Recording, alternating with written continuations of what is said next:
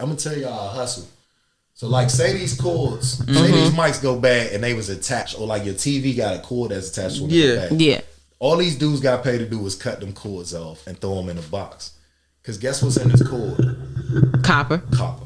Gotcha. Box full of copper. Go to the scrap yard. Yep. Hundreds of dollars. Yes.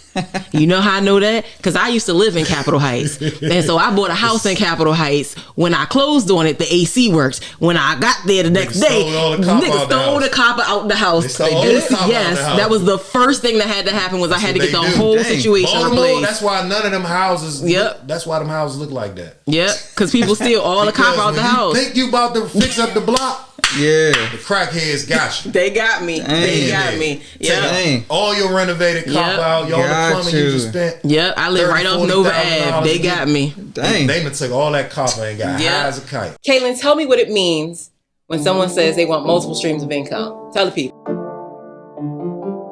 Why do the people need multiple streams of income? COVID says it all.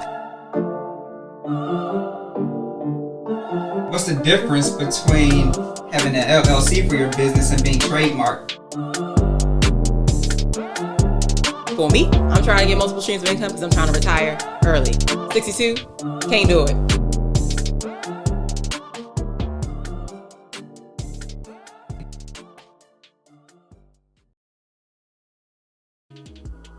What's going on, y'all? Welcome to another episode on the Stream Chasers Show. You got myself, Kaylin. And I'm Candace. And we're glad that you're here joining us on another good episode. We got something real good for y'all today. Something different that we've never talked about ever. Like I said, and that's like in the realm of technology. Oh, yeah. But it's something that everybody can relate to because the world is driven by technology. You're watching this on your phone or your laptop or whatever. Yeah, something. Your smart TV, wherever it may be. But that's what we got on hand for y'all today. We will get a little bit more into that later. But you know how we always kick things off. We got to tag up with each other. So Candace, what's been going on with you? You know, I feel like for the last, 3 weeks, I've been saying I'm coming to the end of wedding season. I don't know that there's an end. I'm not really sure where it's at. Yeah, because people get married in wintertime trying to save some dollars now. So. And, you know, my anniversary is in the winter. So we got married at the end of December. But, like, usually there's a break. Like, you start to feel it, like, trickle down. Like, okay, summertime is always getting cold outside. Like, I don't know what's going on. And I don't know if it's because what I really think happened is because COVID happened in 2020, people doubled up on weddings this year and just sticking them wherever they could get a date. You know what I'm saying? In the winter months is when you get a date. So while I thought I was coming to the end, the way the Etsy be going off, it seems like it's the wind in sight. Got you. So that's what I've been doing for the last 2 weeks. You know? So real quick question about that. So like you've mentioned on past episodes, like you said, you're anticipating the end of wedding season, and which would allow you to look at some future plans. Yes. So like, how do you feel about that? Because you making money. I'm tired. But then you also don't have the time to work on the business for future plans. I'm tired. That's how I feel. Yeah. I actually look forward to the end of wedding season. So there's a photographer friend that I went to college with who also is a big time wedding photographer in this area. And like, she was saying the same thing. Like, sis, I don't know what's happening, but I'm tired. Like, because you go so hard for that season, back to back to back. Like, I press myself getting those brooms out and doing it all because I know I got like a 3-month break that I could be like, okay, and now let's make some plans. And so I will say it's not as heavy as it was during the summer months, but it's definitely not my typical winter months. Gotcha. So now I'm having to find some space, just like normal space, just like creep it in where I can to just to do some planning, because I really do have a lot of planning. I did get a phone call. There's a one of the things I've been wanting to do for my company. So you know, when I make the brooms that I currently get are from out of Vietnam, right? So they're called Vietnamese straw brooms, and they're nice. They look. I don't know how to describe. Like, they look handmade. They don't look like a broom that you buy from like Dollar Tree or whatever. Yeah. So they look handmade, and but they're probably mass produced with the products from out of Vietnam.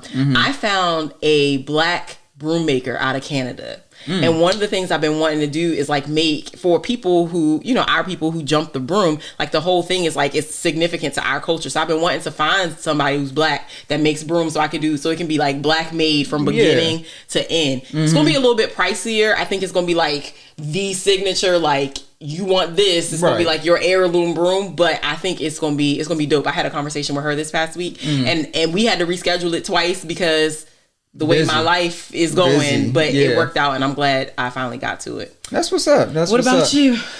Did you get to go see your property? So we did. Why you don't sound like you in love? I'm sad. Nah, because I can't keep up now. But we did see the property, and then everything looked good. So let me go back. So a few episodes ago, there was the one. Okay. Before I had saw it. The one. And I said like, oh yeah, this one might be the one. Yeah. And then I said how the realtor canceled on us. Yes. And that was rescheduled. Yep. And then in between that time, there was another space that popped up, and I was like, oh, that's the one. Yes.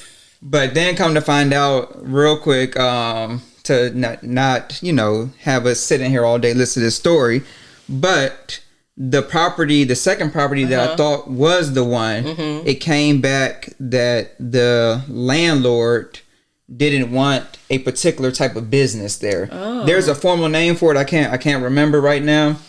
But when we went, the guy, our tenant rep, was telling us, was like, so basically the landlord doesn't want another whatever that term is, right? Okay. So and he said something related to like another gym. And I was like, well, we're not a gym. Yeah. I was like, so I was already like feeling a certain way. I was like, do you know our business? I was like, it's not a gym. It has nothing to do with gym. Gym, right.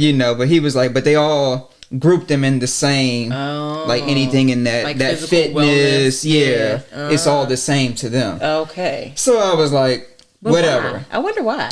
I don't know, because there is actually, so ironically, down in that little area, on one side of the street, there's a gymnastics gym over there.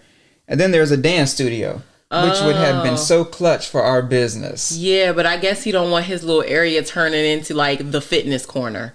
Maybe that's what it is. I guess. Because I can't think of any other reason why you wouldn't want that type of business there other than branding the area as a certain type of thing. Because it's not like those types of clients are rowdy. Like, I could see somebody saying, I don't want another bar here, because there are liabilities that come with that certain kind of crowd. Yeah, so. I don't know, but I was like, whatever. But basically, our tenant rep has said, let's, like, give him something to change his mind. Basically, and I think I was telling you this, but like, you have like a proposal that you submit to the landlord, to kind of go over like negotiations on things that you want them to do and vice versa. So I spent all last week updating like a legit business plan, which we had just talked about with Win on the Instagram Live, which is why I was saying I would love for her to take a look at that, because I was already in the works of doing it. But like, basically they want to see like all your financials, like and your 3 to 5 year projections, the whole nine, like to see would this business really make sense here, financially and purpose driven. You're basically so long story short, going back to the first space, we did go back and look at that one. The one that you thought was the one? The first one that I thought was the one could be the one. So I hope you wasn't like this when you was getting married. This all these the ones. Nah. So when I went in, I was like, because nothing looks like how you want it. Yeah, of like, course. And anybody that has a home, I'm sure you've gone through that, like, unless it was like a new build. Even though or you like got it spot on. Yeah. You know what I'm saying? So when I went in, I was like, so it's hard to vision what you want when you see like their brown dirty carpet, like walls dirty white, so it's like, I'm not feeling this. So but then you start trying to put your creative hat on, and it's like, well, if you put the drywall up here, throw some partitions, put some paint up, but that's why you have the architects and all that come in. And this particular landlord company or the property management company, they have their own design company. Oh, so that's nice. that's part of like their offering to you. Yeah. So you can get one free drawing. Okay. Which saves a lot of money because some of these architects Be expensive. for a certified architect can be like 10 to 15. Yeah. Just to sketch you out something. Yeah. And you haven't even moved on nothing Exactly. yet. So that's something that we're looking at. Okay. I mean, that's a nice offering though, because they are expensive. Oh yeah. So Okay. again, but they want to see your projections first because Okay. they're not going to do that until it makes sense to them. Yeah. To let them know that you are somewhat serious. Yeah. So that's what I've been up to. Okay. A lot. It seems like a lot. It's a lot, and it's scary Yeah. I because mean, it's like, and we heard Mo say this, a couple episodes ago, like. You locked into this contract. They want their money the first of the month. Yeah. And like what he said, he guaranteed like 24 months. off his personal guarantee. Yeah, off his personal. Yeah. So it's like they serious about their money. I can imagine. I mean, going from like starting a business, right? They say, oh, you be on Instagram and social media, you see, and people be like, just start the business, just do it. And there is some credibility to just doing it, right? Like getting it started. You can start a boutique out your house. You started Go Stretch out of your house, right? Like you had the space. But moving to that next level, like becoming a brick and mortar, that's a thing. Yeah, because we have no overhead. So literally the money is able to go to any little marketing expense I want. Yeah. Back into You the can wash and bills. repeat. Yeah, back into our bills account. Stuff like that. I don't have to worry about paying nobody. Yeah. Lights, electric. Yeah. The whole nine. That now I gotta account and then, for. let us not forget, before we get to our guest, that also your wife has been in the house for the past 16, 18 months. How long we been on COVID? I don't know. Yeah. So that's going to be a thing too. Like, she going to have to leave the house to run a thing, which affects the goings-ons of your house. Yep. So. Which is why we trying to build in the right model. Yeah. So she doesn't have to do much. Okay. That's the plan. All right. But yes. I don't know if y'all heard that, Stream Chaser, but if not, we had some side chatter.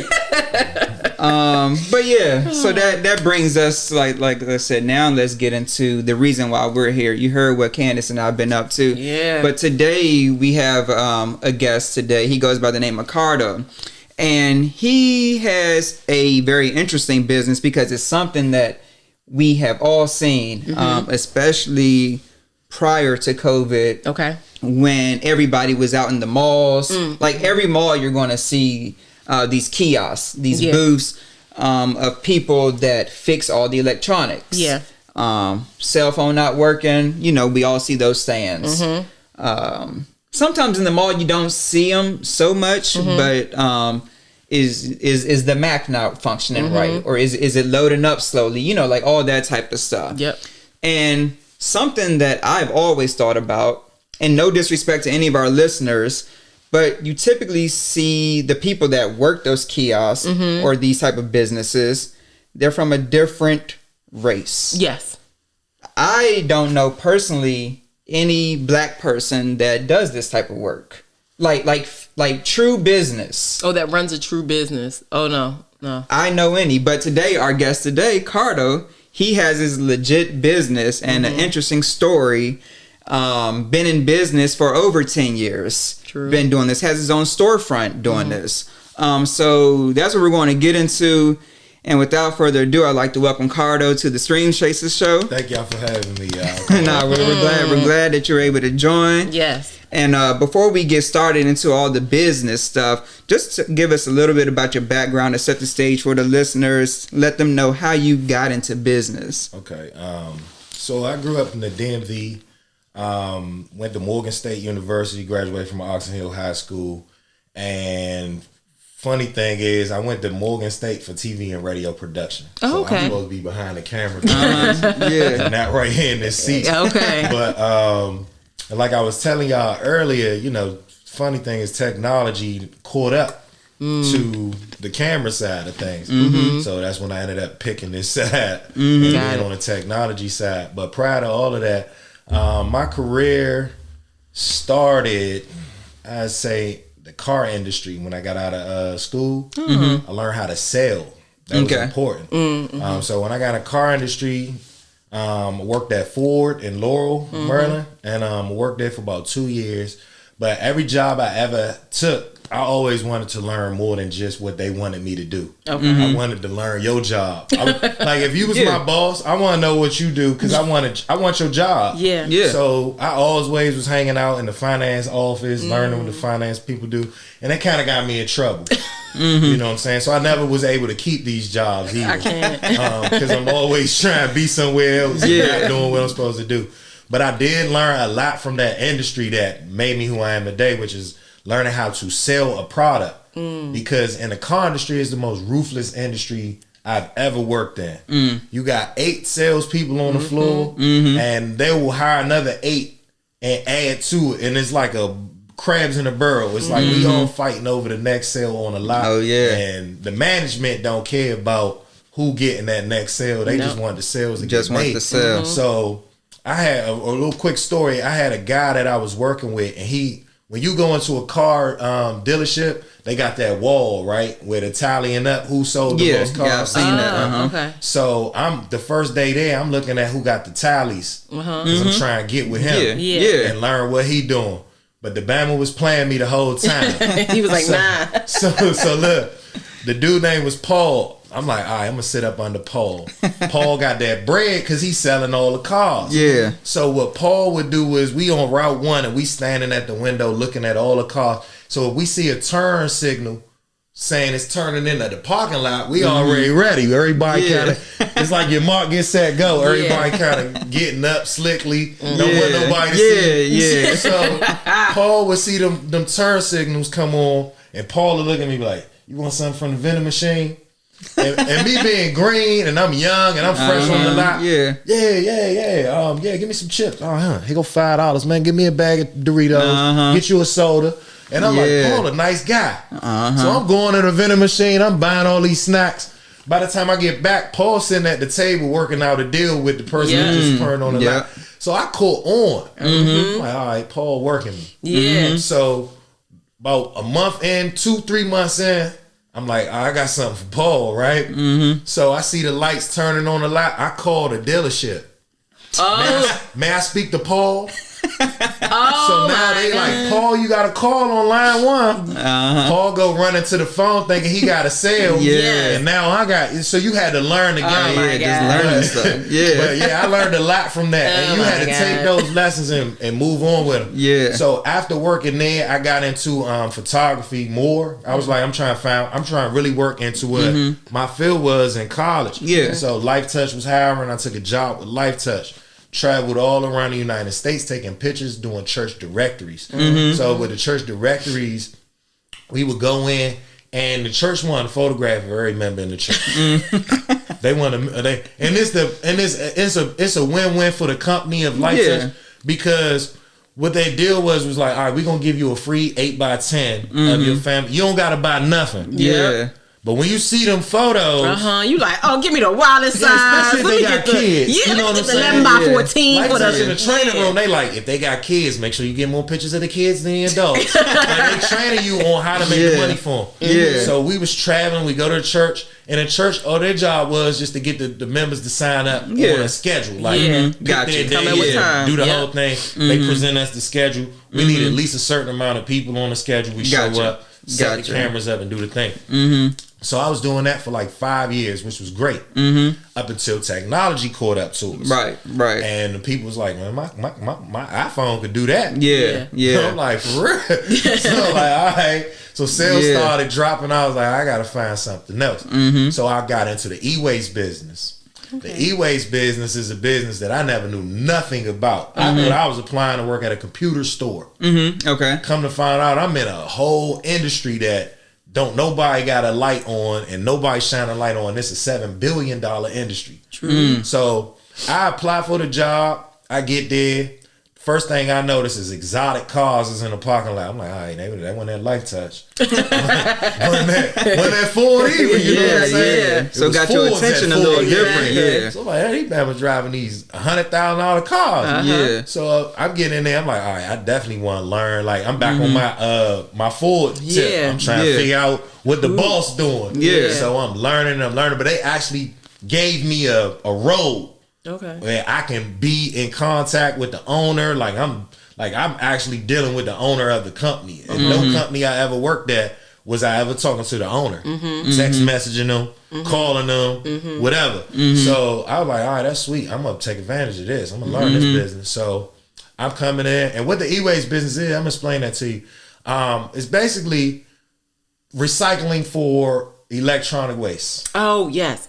So you know, you got the people that pick up the plastic and the tins and stuff like that we throw away. Well, the e-waste companies, they get paid to pick up your electronic waste. Yeah. So they was making money hand over fist. It was crazy because you'll have like the government, the schools, all these big places that got 200-300 computers, and in 2 or 3 years they turn them over and get new equipment. But they don't know what to do with the old equipment. Yeah, and they know they can't just sit it outside and throw it away. Right. So they would call an e-waste company. You guys take this stuff? Yes. How much stuff you got? We charge $100 per van or truck to come pick up the stuff. How much stuff you got depend. And sometimes they got server racks. Full of equipment. They got some big boy stuff. They getting paid to get this stuff, and they're getting, and then they get money, $20,000, $30,000, $40,000, $50,000 worth of equipment, and they getting paid to get it. Just to take it off their hand. And then they turning around and they're either taking a look at it and seeing if it's scrap, like it's not usable no more. They get paid for that because you got scrap metal companies that buy that stuff. And they pay weight in gold, aluminum, copper, whatever.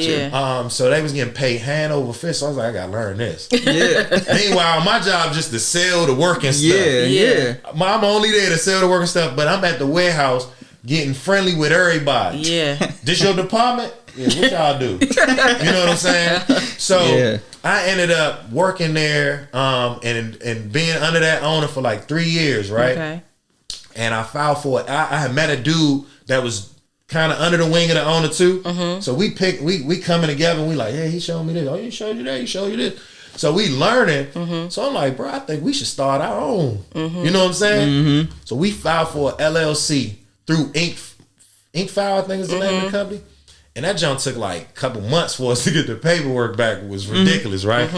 So, because now I know how to do it on my own. Yeah, exactly. But I did it that way because that was the first time, and that's what he taught us how to do. Oh, okay. He showed us how to go through that. So we went that route. By the time we get the paperwork back, it was like he must have knew Inkfile. Fired us. Fired us. We got both of us got fired, but I ain't know he got fired because the way they did it was like a meeting. Like, oh yeah, we want to have a meeting with you tomorrow morning. When I get in a meeting, I'm thinking it's about to be a good meeting. You did so well. Keys, get the hell out of my office. But I ain't understanding what's going on, right? So I'm at home now, like, shit, I done got fired.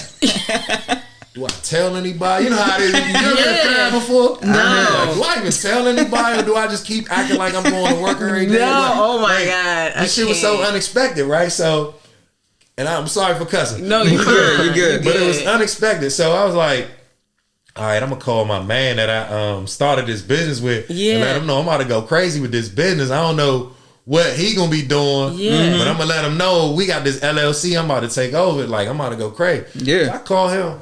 Bro, I got fired. Man, me too. I'm like, for real? They was not playing with y'all. All right, that's a sign from God. So I'm like, all right, we about to go. Let's go. You know what time it is. He like, yeah, but what we gonna do? Like, he asked a question like, well, what we gonna do? I'm like, I don't know. But I got this dude I met that worked at the school. Okay. While I was working for the company. And I said, he asked me, he had 40 computers the school was gonna throw away. They didn't call the e-waste company. They let the janitor get rid of them. The janitor was like, sure, I'm going to keep these jumps. He was like, can you fix them up and so that I can resell them? Because, you know, they take and wipe them and all of that stuff, so there's nothing on them. So I was like, sure, I'm gonna charge you what the company I was working for charged, $75 a computer. You got 40. Yeah. He's like, man, I don't got that type of money. So I was like, well, all right, let's do this. Give me 20 computers, you keep the other 20. I'll load all of them. You don't gotta give me nothing. He said, all right, that sounds like a deal. Yeah. So I was like, bet. So I called my partner. I'm like, bro, I got 20 laptops. He was like, starting up. how much that's gonna cost us? I said, nothing. He's like, how you do that? I was like, we'll worry about that later. That's just, we gotta load them and we gotta give, I said, it's 40 of them actually. I was like, it ain't 20, it's 40. But 20 of them is gonna be ours once we get them ready for sale. He's like, and we don't gotta pay for them? Like, nah. He's like, you sure they work? I'm like, hey, they work. He, you know, he ain't trying to believe it. Yeah. So I'm like, they work. We load them up. So I'm like, and I'm still on my fast money tip, right? So I'm going, all right, now we gotta sell these jumps. So we, back then it was Craigslist was the jump. So we on Craigslist, but it's slow. So I talked to my father, and my father go up to Patapsco Flea Market like Up in almost every Baltimore. week, right? Okay. That's like his spot. So he was like, you know, it's like 5 or 6 people up there that sell computers. He was like, why don't you go up there and see if you can wholesale them to him? So I'm like, all right, bet. You gonna take me? He's like, all right, cool. So my father take me. Now he want to cut. You gonna kick me something, right? I'm like, Yeah. right. So we get up there and I'm talking to all the vendors because he know him. Okay. So he's introducing, yeah, this is my son. He got a business now. He hyping it up better than what it is. Right? So I'm talking to the vendors and I'm trying to get at least $100 per unit. I'm trying to come back with 2,000. Me and my man can split 1,000. I probably throw Pops 100 out my cut. Yeah. You know what I'm saying? Sound good. That's the move, right? So I'm talking to these vendors and they playing with me like I'm some crackhead off the streets. I can't. Oh yeah, they was. They was like, man, we give you $30. Yeah, right. Like, Slim, these Jones working you don't gotta do nothing. Yeah. Right, I've done everything. I on the button, yeah. They look at me like I stole them, basically. So I'm like, nah. We ain't doing that. I'm not gonna play myself. Yeah. Especially when I know Pops want to cut. Yeah. I'm like, we ain't gonna come away with nothing. Yeah, You know, you we ain't ain't trying to take paid no for it. loss. It's all profit. Yeah. But I was like, I can't do that. So I was like, all right. I called my boy. I'm like, yeah, they played with me. He was like, for real? He's like, what they was offering? I was like, man, the highest offer price was like $50. Okay. He was like, no, we can't do that. That's $25 a piece. I was like, he's like, we might as well get a job. You know what I'm saying? Yeah. So I was like, all right, what you think we should do? He's like, let's go up there and sell them. I was like, I ain't even think of that. Get a booth yourself. Let's get a booth. Yeah. And that groomed me into an entrepreneur right there. I was already had an entrepreneur mindset, but not on a legal tip. Yeah. You know what I'm saying? Like actually going through the steps that the law wants you to do to have, you know what I'm saying? Everybody been a truck hustler. I done sold CDs out the trunk, whatever. But not actually going through. So I go to the flea market and I'm like, all right, I want to get a booth. They was like, do you got a business license? I'm like, no, ma'am. They was like, all right, well, we're going to let you do 1 week here. But the next week, you're going to have this, that, and the third done. Okay. And they made us have that done. I was like, all right, bet. Well, we ain't got no choice. We got to do it. Yeah. So we got registered with the state of Maryland. We went through the whole 9. We had to get a sales and tax license. Everything, right? So we legit. So we up there. We selling. First week, we get about $500 on a Saturday. I'm like, that, bro, we made more money than we make working at the job. Yeah. You know what I'm saying? In one day. Yeah. Even if we splitting it, because that's $250. They wasn't giving us that. It was probably like $100, $115, $20 a day is what we was making. So I was like, oh yeah, that's lit. We already doubled our salary, and if we miss, we could just make what we was already making and not lose out on our lifestyle we was already living, right? So I was like, cool, let's do this. Ain't no turning back. Okay. So about a month into that, I get smacked with a lawsuit at the flea market. From who? The company I From used the to work E-Ways? for. Yeah. Oh, They knew they lost their best to do. Like I knew he was earning money. Business. I knew I was earning money. Yeah. And they fired us on some spiteful, like in their feelings. Yeah. So my homie tell me he got served by them, but I'm like, well, I ain't get served yet. Right? So I'm thinking I'm in the clear. Yeah. I'm at the flea market. White lady walk up on me, serve me a junk like this thick. Wow. I'm like, what's this? I'm thinking she trying to buy a computer. Yeah. She smacked me with these papers, so I'm reading them. I look at him. He was like, what's that? I said, man, they got me. He was like, they hit you with the papers? I'm like, yeah, same package you was telling me about last week. Yeah. Yeah, they came and found me up here. Dang. Yeah. You know what I'm saying? So I was like, man, what we gonna do? He said, well, the package said we got 30 days to respond. Otherwise, we lose. And they guess how much they were suing us for? How much? $70,000. Wow. We ain't got no $70,000. Right. So we ain't from a family that got $70,000. Right. Just sitting on we ain't from that type of, like, we ain't come from that. So like, I can't call my mom and be like, Mom, I need this emergency 70K. So I ain't even trying to tell her what's going on. I had to, right? Because I needed all the support I could get, right? So I'm like, all right. He's like, we gotta hire a lawyer. So we calling lawyers up that we just Googling. They talking, I've been in the streets. I came from the streets. I done sold drugs, been arrested, all that, right? So from the streets, when you get arrested on a criminal charge, you can call a lawyer and they'll give you a fee. Like, oh, it's gonna be $1,500 for that. Yeah. And it ain't gonna be no higher. Yeah. Not like this. Not on no civil, right? No. So I'm calling trying to get numbers. I'm like, so how much is it gonna cost to take this case on? It's all cap. Like, the word cap went out, but I'm like, it's all a lie. Whatever they say is a lie. We're gonna win. Like, come on, take this case. They're like, it's $400 an hour. Yeah.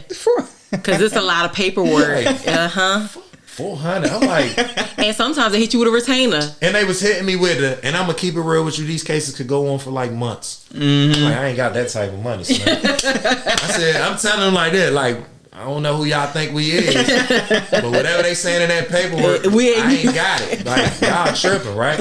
So we ended up calling this dude. He had an office in Bowie because we was calling like people in downtown DC, Baltimore. Because those are people that pop up on Google.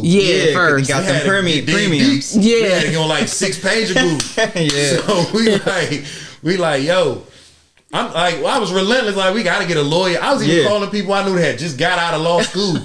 Like, bro, they like, I'm a criminal. I'm like, I can't even do this shit. I can't do civil. Like, I ain't understand it. Like, I'm like, nigga, you went to law school. You can do it.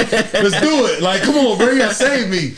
I'm desperate. Right. They like, nah, I can't do it. So call this dude named I forgot his first name. Last name was Ball. He's like, I can do it for $250 an hour. That's the best I've heard. I know he about to make us lose, but oh well. So I'm like, oh well, let's get him. So I get him, and we go back and forth, and he like, I'm just keeping it real with him. Like, we meeting this man at Starbucks and everything. Like, he working out his house. So I'm like, all right, bet we can meet him at Starbucks. He collect our little money, he take our story, whatever, right? So. I'm letting them know, like, look, we trapping out the flea market only on the weekends. This is our only income. I'm like, we ain't got it. Like, so many times we might have to hit you with $50 here, $50 there. Yeah. And I think it's important to tell everybody before you keep going that you had a whole responsibility. Yeah, I had a kid. I just had a kid. So it wasn't like just living for itself. And I was trying to get married. I was, what I'm saying? I had a fiance. I was trying to get married and everything, and that's the main reason why I was so attracted to my wife, was the fact that I'm going through all this and she's still rocking with me. You know what I'm saying? I'm like, dang, like, I had women that was like, you ain't got no money? I'm trying to fly out with this dude tomorrow. Like, all right. She wasn't on that. So I was like, all right, cool. She see the potential in what I got going on. So we she stuck with me through all that. You know what I'm saying? And I tried my best. Like, I ain't gonna ask her for no money. I ain't gonna ask her for work out. So he was taking whatever we could give him. As long as we was consistently paying him, he was gonna work. So I was like, all right, when we got that deal, we good. So he worked for us for 8. We was in this lawsuit for like 8 to 10 months. Wow. Dang. And what he told us. So what happened was, by the end of the lawsuit, he calls us, and I'm talking, we was on debt. We was getting real desperate. Like, it was getting down to the point where the lawyer was like, if they got that bag, they could drag this out for years. Right? So he was like, if they got that bag, they could just milk y'all for years. So he was like, I honestly think, because I kept my partner, my business partner, He's like a white dude in a black body. And I'm like the dude that had been from the south side of DC. You know what I'm saying? Seen a lot. He from Laurel, never really seen much. So it was different. But that's why I teamed with him, because I was like, certain rooms I won't be accepting in, you might be accepting in. And Okay. So I was like, cool, we gonna make this business work. We saw the value in each other. So I just knew that because the lawyer was like, y'all might have to go and have a sit down with them on some without us being involved, like no lawyers involved. Gotcha. And I'm like, I ain't made for that. Yeah. Oh, yeah. I'm gonna leave might that. end up popping off. Like, you know what I'm saying? Like, he gonna have to go for that meeting. Yeah. But I'm like, he ain't from the street. He ain't gonna be able to so get I'm that like, message across. I'm like, I might have to coach him because you might end up saying some stuff. Yeah. And they might be recording you. Like, I'm real nervous about this whole meeting. Like, I don't even want him to go. Yeah. But if I go, I'm really going to jail. Yeah. Like, you know what I'm saying? Because I'm going to pop off. Yeah. Because I feel like they trying to play with me. So I was like, you go to the meeting. So before we can even have a meeting, we get a call from the lawyer saying their lawyer just sent the letter saying that they withdraw from representing them. Oh. So I'm like, oh yeah?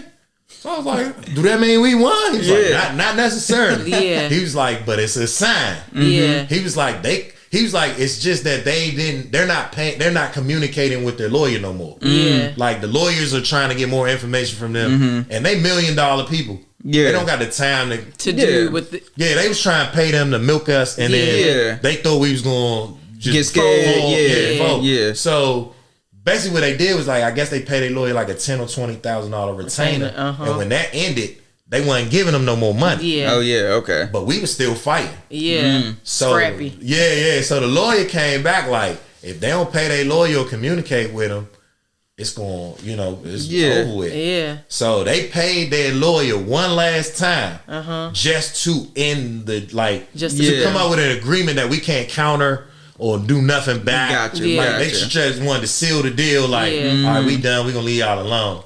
But that's when I learned how the real gangsters move. Yeah. Mm-hmm. You know what I'm saying? Yeah. Mm-hmm. Yeah. I thought I was in the gangsters. You know what I'm saying? Oh, these how the real gangsters move. They had me arrested and everything. Yeah. Had me arrested on some criminal stuff when the civil case wasn't going right for Really? Man, I was driving to go pick my daughter up from daycare. Get pulled over for not having a seatbelt on. The officer say, you got a warrant. Oh no. Come with me. I'm like, about what? He like, you pay your child support? I'm like, bro, I'm doing the best I can do right now. You know what I'm saying? Like, I'm on the way to get her from the jump. Like, I'm in her life. Like, what are you talking about? He like, well, it don't say nothing but warrant. You gonna have to do that with the judge. I get down to the courthouse, and this one made their case super, super weak. I get down to the courthouse, I'm locked up. You gotta wait to see the commissioner or whatever to find out even what you in there for. They hand you your paperwork. The paperwork say they arrested me for stealing $3,000 from the company. Oh. But I'm like, well, if I stole $3,000, then what's up with this $70,000 lawsuit? Yeah. Like, what the story ain't matching. Y'all coming up with all these different little scenarios. Yeah. What's the real story? Like, what happened? So I was like, I go back to my lawyer. I'm like, we got something good. Now I had to go to jail for it, but I'm like, we got something now.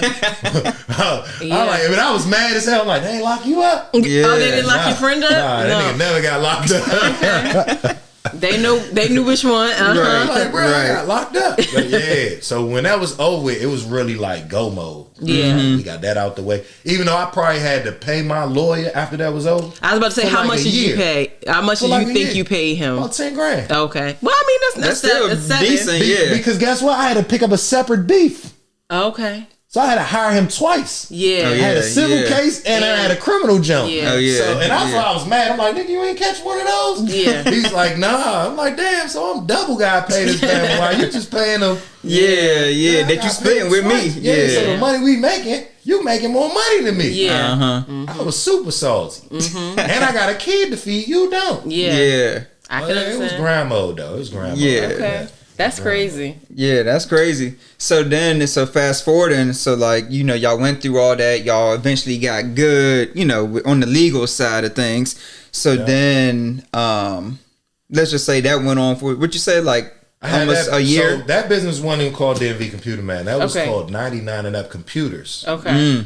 But what ended up going on was about 4 years into me and him having that business together. We went from the flea market to actually subleasing a location. Okay. And that's one thing I promote and teach, because we teach a e-waste course now. But I be teaching people like, yo, you can get a store with no money. You don't have to have no money and get your own brick and mortar. I didn't have nothing. I went to a friend of mine who had a cell phone store that I knew, and I was like, bro, I think what I'm doing and what you doing to be good in the same location. And he was like, all right, let's see about it. So I went in there for like a week with no rent. And I trapped it out in that joint. I was making money because keep in mind I only had a flea market on the weekends. I got family to support. Right. Yeah. So Monday to Friday was happening. So even though we making like $1,000 on a weekend, which is good, because some people gotta get up and work all week just to make that. Right. Yeah. I'm like, all right, that's good money, but I'm dreaming for more than that. Yeah. You know what I'm saying? Like, that ain't in for me. Yeah. So I was like, I need a weekly spot because, well, another thing I was noticing was my partner. We had, during the week, our assignment was like, all right, we know we got the flea market on the weekends, but how we gonna make money during the week? Okay. So our assignment was to get on Craigslist, get on Facebook Marketplace during the week, take pictures of the products we have and the services we got, and promote. But I'm not seeing his promotions. Okay. So I was like, I gotta hold him more accountable. I was like, only way I can do that, I'm not gonna sit at his house. Right. Yeah. I was like, we need an office. We need a location and centralized. Right. That we know we're gonna be here from this time to this time. So I can see when you loafing. Putting in work. Yeah. Exactly. And you ain't gonna loaf around me because I'm gonna be there. Right. So it was like, all right. So I was like, all right, bro, I need this. I need your location. And he was like, all right, we'll work it out. So he worked out some numbers. I think he was paying like $1,600. He was like, give me $750 a month. We could do that. We could do that at the flea market. Yeah. Because guess how much the flea market rent was? What about $25 a day. Oh, that's it. Okay. Oh, we was eating. Oh Okay. yeah. We was eating. Yeah. Okay. $25 a day for a table. Yeah. Okay. Yeah, so we was eating up there, so we felt like we could do a little something. Yeah. Partner on once, pay that. He want to keep all that money in his pocket. Yeah. I'm like, nah, I see us making more money than what we making. You see the bigger vision. Yes. I'm like, I want to get to where them bammers was at with the exotics. We ain't there yet. So I'm like, look, I'm like, my homeboy, like, keep in mind, I went without him to go meet with my man and set up that deal. Yeah. Because I knew he wasn't going to do it. Yeah. So I did that, and I actually trapped that first week out in there by myself. Okay. And was still splitting the money with him. Oh, look at you. Ethics. That's a good business partner. I mean, when you on paper, keep in mind, we legally did this. So, like, You can't undercut him. you can't undercut him because like, I already went through the lawsuit. I'm not about to do that again. You feel me? Like, no, we're not doing that again. So I'm like, all right, we got to do this. So I'm like, I'm breaking bread with him. I'm like, look, we making money in this junk during the week. We not making no money sitting in the house. I was like, it's people coming in his store to pay cell phone bills and everything, and I'm jumping at him like I'm at the flea market. Like I'm coming at him like a real salesman. Come here, sir. Let me show you these products we just brought into the store. Oh, Like, I'm coming at him real professional. So people loving it because it was like they was coming to that store for a while, and it was like a new vibe. Like, okay, oh, this is nice. Y'all got some new stuff going on here. So we was getting a lot of sales and stuff. So I was like, all right, cool. We ended up building our business in that store. To the point where more people was coming in there for us than for the original owner of the store. Yeah. Okay. Oh yeah. So that's when I was like, it's time for us to get our own joint. Okay. Oh yeah. But we had missed a couple marks. We had another situation where we could get our own jump. Yeah. And I went to my partner and he was like, I don't know. And like he was comfortable. Yeah. So by the time I really, really wanted to move, I called that people back up. That deal wasn't on the table no more. So I was like, if I ever get this opportunity again, I ain't letting him hold me back. Sometimes we let people hold us back. Because we trying to move as a unit. And sometimes when you know your potential a little better, you gotta let it go. So what happened was I started making investments outside of the business that was business related. Making deals, making money. And he started to see that and he was like, I think you should just have a business. Oh. That made it easier for you. It made it easy because I ain't want our relationship to be tainted. Yeah. Off of what he could have thought was greed. Yeah. But it was me saying a bigger potential than what he was kind of holding back. And he knew, and he said it all this morning. He's like, yo, I feel like I'm holding us back. Because he had went and took a job. He went a different route. He went a different route. Like within those 5 years, he went and got a job at Merlin Live. Okay. Got easy money, you know what I'm saying? Cars, woo. So I was like, I'm all in through the good. Because, you know, you got months where you jamming. Yeah. You got months where you not so much. So during them months, he was like, yo, I got to get a job. Gotcha. Because he had took a car note. He had took some bills that I was like, I don't feel like we're in a position to take yet. But he jumped out there and took them. And he was like, I got a job for that stability. So I was like, I ain't got no condo. I paid $2,000-$3,000 for a little bucket. Yeah. You know what I'm saying? I'm gonna ride that joint out. Yeah. You know what I'm saying? So we went different route. He went and got a Z. Oh, okay. You know, some sports car. He wasn't look good. Yeah. Sell everybody I own a business. Yeah. But we wasn't there yet. Yeah. And so that's the thing, different. Man. That's the thing about. It's funny because there's so many stories and like business perils that I could pull from just what you said already, right? Like the partnership thing, and sometimes it's good when y'all on the same page, but sometimes people start going a different route, or when you outpacing somebody in there, it's interesting. But I'm glad he was self-reflective enough to know that. And to this I'm gonna let day, you do your thing. It's like I'll do a partnership deal. Okay. But I won't do a business partnership. Got it. I'm not giving up my ownership of my company. Okay. I'll probably give because I got some good employees, so I've told them like I want to give y'all like a share or like like Starbucks. Mm-hmm. Yeah, but I ain't giving up the majority of it ain't never gonna be a 50-50. Okay. That's interesting that you say that. So I've heard this millionaire come out and say something similar to that.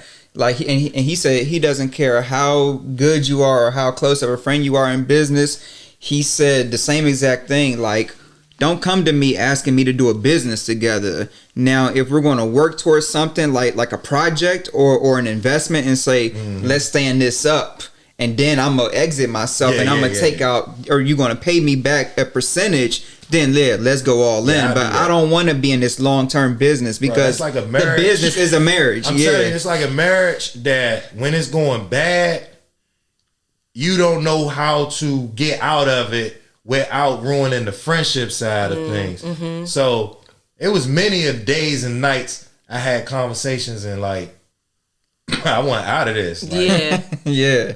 I want to serve. That's why I switched the name because even though he gave me DMV Computerman, man, he gave me the taxes that DMV Computerman owed. Yeah. Like, we had some shit going on in the background and we went on top of. Not like, damn, I owe all these taxes if I take over this. I'm like, man, we about to dissolve this. We gonna pay this out together. Like, no. Okay, that was a good idea. Roll out, now I'm stuck with all the things. And the IRS talking about this, that, and the third. So it was like, nah, we about to dissolve the business. Okay. Yeah. So you dissolved the first one, which was named what? 99 and up, you said? It was 99 and up computers. Okay. And then so you went on to this. And then, so my Instagram name was DMV Computerman. Oh, okay. And that junk was jamming. Okay. So, because I was consistently marketing the business. I was consistently about the business all day long on that page. Yeah. So it was like, all right, I'm going to buy this name. Okay.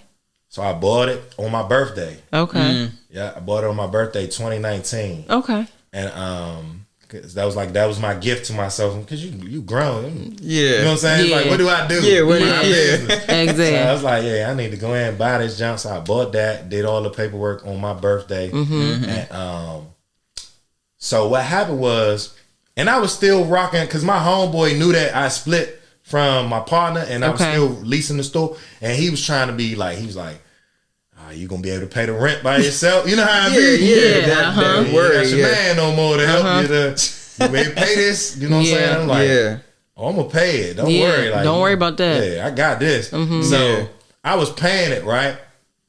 And the neighborhood that the shop was in, it was bad. Oh It boy. was bad. It was real bad. And like people was dying in the parking lots. Like, people, it was a drug infested area. Okay.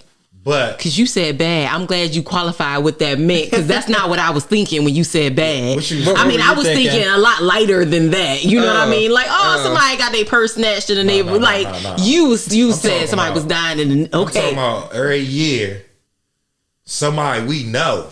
Is falling off the map and getting put in the box. Okay. Because we knew the name. Like, all right. So what it is when you got a business in a neighborhood like that, you got to get to know the name. You cannot be just popping up. You got to get to know the people in the neighborhood. Yeah, because they gonna make sure you all right for real. even though they doing what they do. Especially like late nights leaving, locking up. Yeah, like they looking out for you even though they out there doing their thing. Yeah, but they know they you. got respect That's the computer man. Yeah. That's like, nah, he ain't in the streets. Don't mess with him. Yeah. He about that. Yeah. When we need to charge our phone up because we out here trapping. Yeah. We might come in there, he might let us put our phone on the charger. Yeah. Because we ain't going in the house. We out here all night. Yeah. That's the type of dudes that was out there. Okay. So like they real live street dudes. Okay. So, but you know what come with the streets. But the thing is, a bullet don't got no name. Yeah. So even though it's y'all beef that's going on out front of our business, we could be a casualty to it. Yeah. So what happened was a good guy knew out there. I mean, not saying he wasn't a bad guy, but he was involved, and he got killed. Okay. At the door. Wow. Inside. Inside? No, not inside, but like right outside the door. Yeah. Okay. That day, I was at the flea market because it was a weekend. Okay. But my guy that owned the store, and that's like my best friend. Yeah. He had to watch him take his last breaths and call the police. Yeah. And have them come. And that was probably the third or fourth shooting, because like it was happening every year. Yeah. So I was like, yo, I gotta get out of here. I'm making too much money. Yeah. My business growing. Yeah. Why would I stay right here Yeah. and end up becoming a casualty to something that wasn't even for me? Yeah. You know what I'm saying? So I was like, I gotta go. Yeah. So that's when I got on LoopNet. I'm looking, found a spot now. Because then my head, at that point, is everything running through your head. Yeah. Do you leave Capitol Heights because all your people that have been shopping with you for 5 years know where you at? Yeah. Do you go somewhere like super nice? Yeah. Or do you go somewhere like on the outskirts of the hood? Yeah. You know what I'm saying? It touches it, but it ain't it. So, man, I was shopping. I'm thinking Greenbelt. I'm like, Greenbelt might be a little too far out. Yeah. I got folks that come from Southern Maryland, different places. So Ritchie Road. Oh, okay. I'm like, dang, Central Avenue. I was like, Central Avenue is like the central spot of PG County. Like, everybody gonna cross that street. Yeah. Where if they going somewhere in PG County, you're gonna cross by it. If you taking a trip somewhere, right? Yeah. So I was like, the Redskins play over there too. I'm like, Largo got good money. Marlboro make good money, but I ain't too far from the hood. Yeah, not too far that they won't travel, I'm right? still near Forestville, Capitol Heights. You know what I'm saying? So I'm like, those people can still shop because those people really spend more money than the people with the money. So you don't want to neglect those folks. Yeah. So I'm like, all right, bet Ritchie Road, apply for the jump, right? And keep in mind, I got all my business stuff in order, but I didn't have a couple things done. I didn't have a Duns and Bradstreet. DMV. So I applied for the lease at the place I'm at now, right? Ritchie Road. And the dude said, you got a Duns and Bradstreet. I'm like, nah, I'm gonna have to get one of those. I for them real quick. Send them that number. Right. I'm like, I ain't got no history on that junk. So I don't know if that's gonna help or hurt. Business credit. Right. So the dude, I finally get all my paperwork in. The dude say, well, we got one guy that applied before you. He got his paperwork in like an hour before you did. We gotta give him his shot before. Like, dang, that's the only this was the one. Like you was talking about earlier. Yeah. I'm like, this the one. Yeah. I probably will stay back in the hood and risk getting shot if I don't get this jump, right? Because I don't see nothing else that's one fitting where I want to be in price. Two, fitting the look that because I wanted a street. I needed to be visible. Okay. I don't want to be in the office. I don't want to be in, and some of those was fitting my budget, but I was like, I need to be on the street. I need people to see my sign. Like that's my goal is to have a sign on the street that you can ride past me. Like that's the spot. You know what I'm saying? So I was like, all right, this is the one. I showed it to my mother, showed it to my aunt. They was like, yeah, that's the one. They was like, we praying. You know, we from the church. We praying for you. You gonna get this spot. So I called them and they said somebody is in front of me. I'm like, I'm pretty sure he got good credit. I'm pretty sure he got his apples and lamps. Only thing I had working for me, I had that bag in the bank. Oh, okay. So I was like, if they ask, because like I was like, I don't know, my credit wasn't really hitting. I'm like, if they ask to see the bank account, they gonna get it. They gonna know I could pay for this junk for the whole year now. Okay. Like you know what I'm saying. So I was like, if they ask for that, I might be in good shape. Yeah, I might send it just in case. Anyway, like, I accidentally sent y'all my bank statement. You know what I'm saying? Right, man. So they called me about 2 days later. Yeah, they John ain't go through. We about to run yours. So now I'm like, well, now I gotta hope my junk go through. Yeah, you know what I'm saying? Like, Uh-huh. how strenuous is this check? Yeah. So they call me. Yeah, your junk went through. I'm like, God, Thank you. like that, bro. 'Cause I had like a 6 something credit. I ain't, you know what I'm saying? Like I wasn't doing it like that, right? So I'm like, bet they got me. So they was like, yeah, we need you to. But now the trials is you got to go through building inspections. You got to go through all this other stuff that I ain't. I'm like, I got the building. You got to get an occupancy license. And all that. Oh no. So I'm like, all right, that's just something else I got to pull under the bridge. I'm going to go through it. Yeah. And then I'm like, all this while I'm holding a secret because my boy that I'm paying $1,000 a month to over on Marlboro Pike, I don't know how he gonna take it that I'm about to leave. Oh, and he you hadn't told him yet. I didn't know if I was gonna get the job. I didn't want to tell him. Yeah. Then they say you don't get approved, or we took the other dude and I gotta go back, and now he looking at me crazy. Yeah, like you trying to leave? You try to leave, nigga. You know what I'm saying? Like, so like, I can't tell him until I know. Oh yeah. Look at that. He depending on that income now. Yeah, he got you 5 years. You been getting half your rent paid. Yeah. Okay. Now you gotta come up with that. Yeah.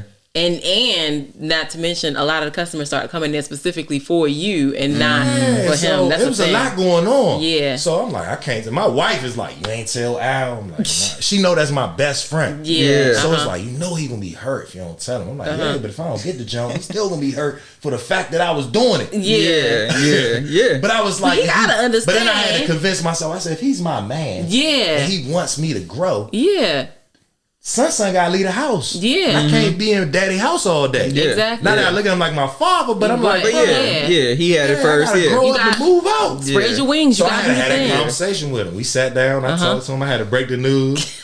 I was like, do I get a bottle? I don't even drink. I'm like, how do we do this? Like, because I looked up to him so much, and I know how passionate he is. I was like, this ain't gonna go that smooth, and it didn't. Oh, okay. It didn't. It did, but it didn't. Because when you genuinely mess with somebody, it's like you could get mad at them, or you might be hurt about a decision they make. But you genuinely love them, or you genuinely mess with them. That you gonna be friends. It's like brothers. Like y'all fight and y'all gonna be cool the next day. So that's basically how it went. Yeah. And it wasn't even really a fight. It was more so like he was so shocked he didn't know what to say. Cause that's a lot. You did a lot without him knowing. You know what I'm saying? He's like, nigga, you did all of that? Exactly. Yeah. Got guns and brass numbers. You was on LoopNet. You did all the things. He's like, so you been sneaking out the store. Yeah. I was doing all that. I was hoping you was gonna be proud of me. Wasn't that. It was like, I'm proud of you, but like, dog, you ain't say nothing. I'm like, I ain't know how you was gonna take it, and if I ain't get it, I ain't want to be coming in here and you looking at me all crazy.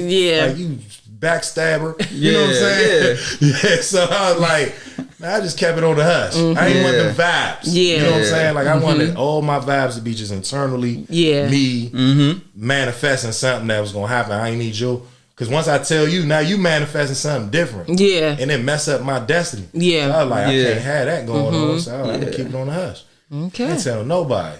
That's crazy. My wife. So you were, up until you got your storefront, you were still selling at the flea market. When I got my storefront, I was selling at the flea market. Okay. Are you still selling at the flea market? The only reason I let the flea market go, it was like a force out almost. It was so COVID hit. Okay. The flea market is bread and butter, and that's what I want everybody that listens to your podcast to know. Okay. Because everybody want this big old grand opening. Yeah. With the big lights and the red ribbon. Sometimes you gotta start off with a little table at the flea market. Okay. It is what it is. You gotta feed your family. So I didn't let the flea market go because I was jamming. Y'all don't even want to know how much. I was probably making like $8,000 a month at flea market. Wow. Dang. Why would I let that go? And paying $25. And it was to the point where I wasn't feeling like I was working because it was guaranteed coming in. Like I was established. Yeah. People knew to come get you at the flea market. Mad I left, but they forced me out because of COVID. I got 5 kids. Wasn't trying to go into a building where people are coming to buy from other people and not just me. And I already done successfully purchased a brick and mortar where I ain't got to deal with nobody. If you coming in my store, you coming to buy from me. You're not coming to buy from me and them and them and them. So you're talking 3,000-4,000 people a weekend coming into the flea market.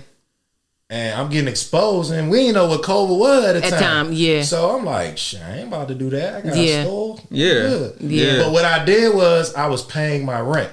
Okay. But not opening the booth. The owners felt like that was not making their attraction. Yeah, because when you walk in, it's shut down. Y'all basically on this big old flea market with all 100 vendors selling all this stuff. You walk through and you got blue covers over everybody. Yeah. Because they scared of COVID. So they trying to put the press on me. Yeah.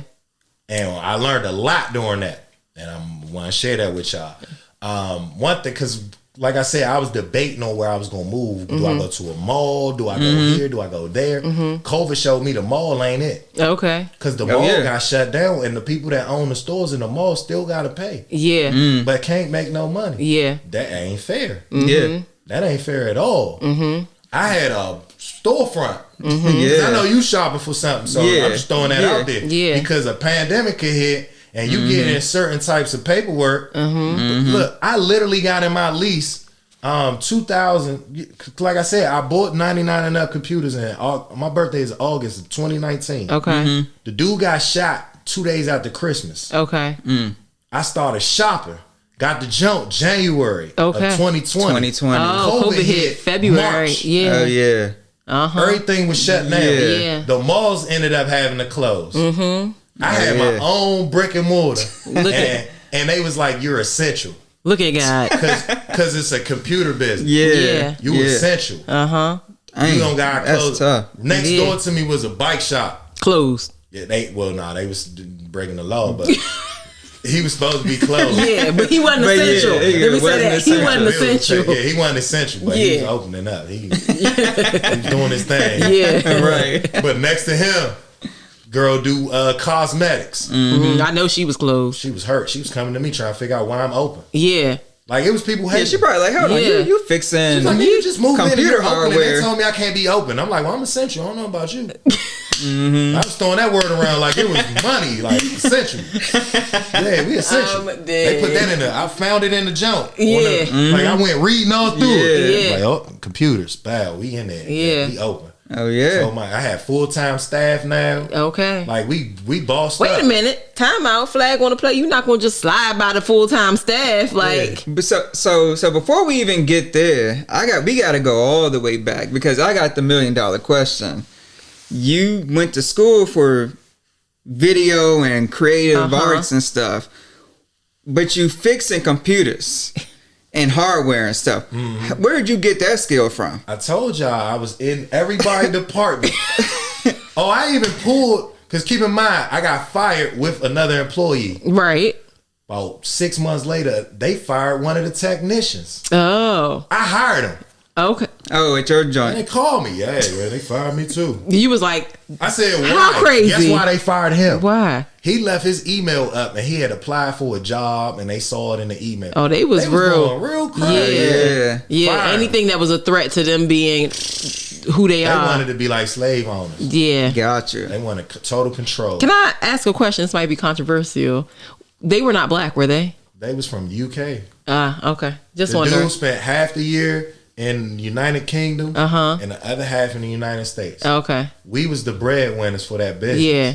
We was making the money while he was gone for 6 months. Yeah.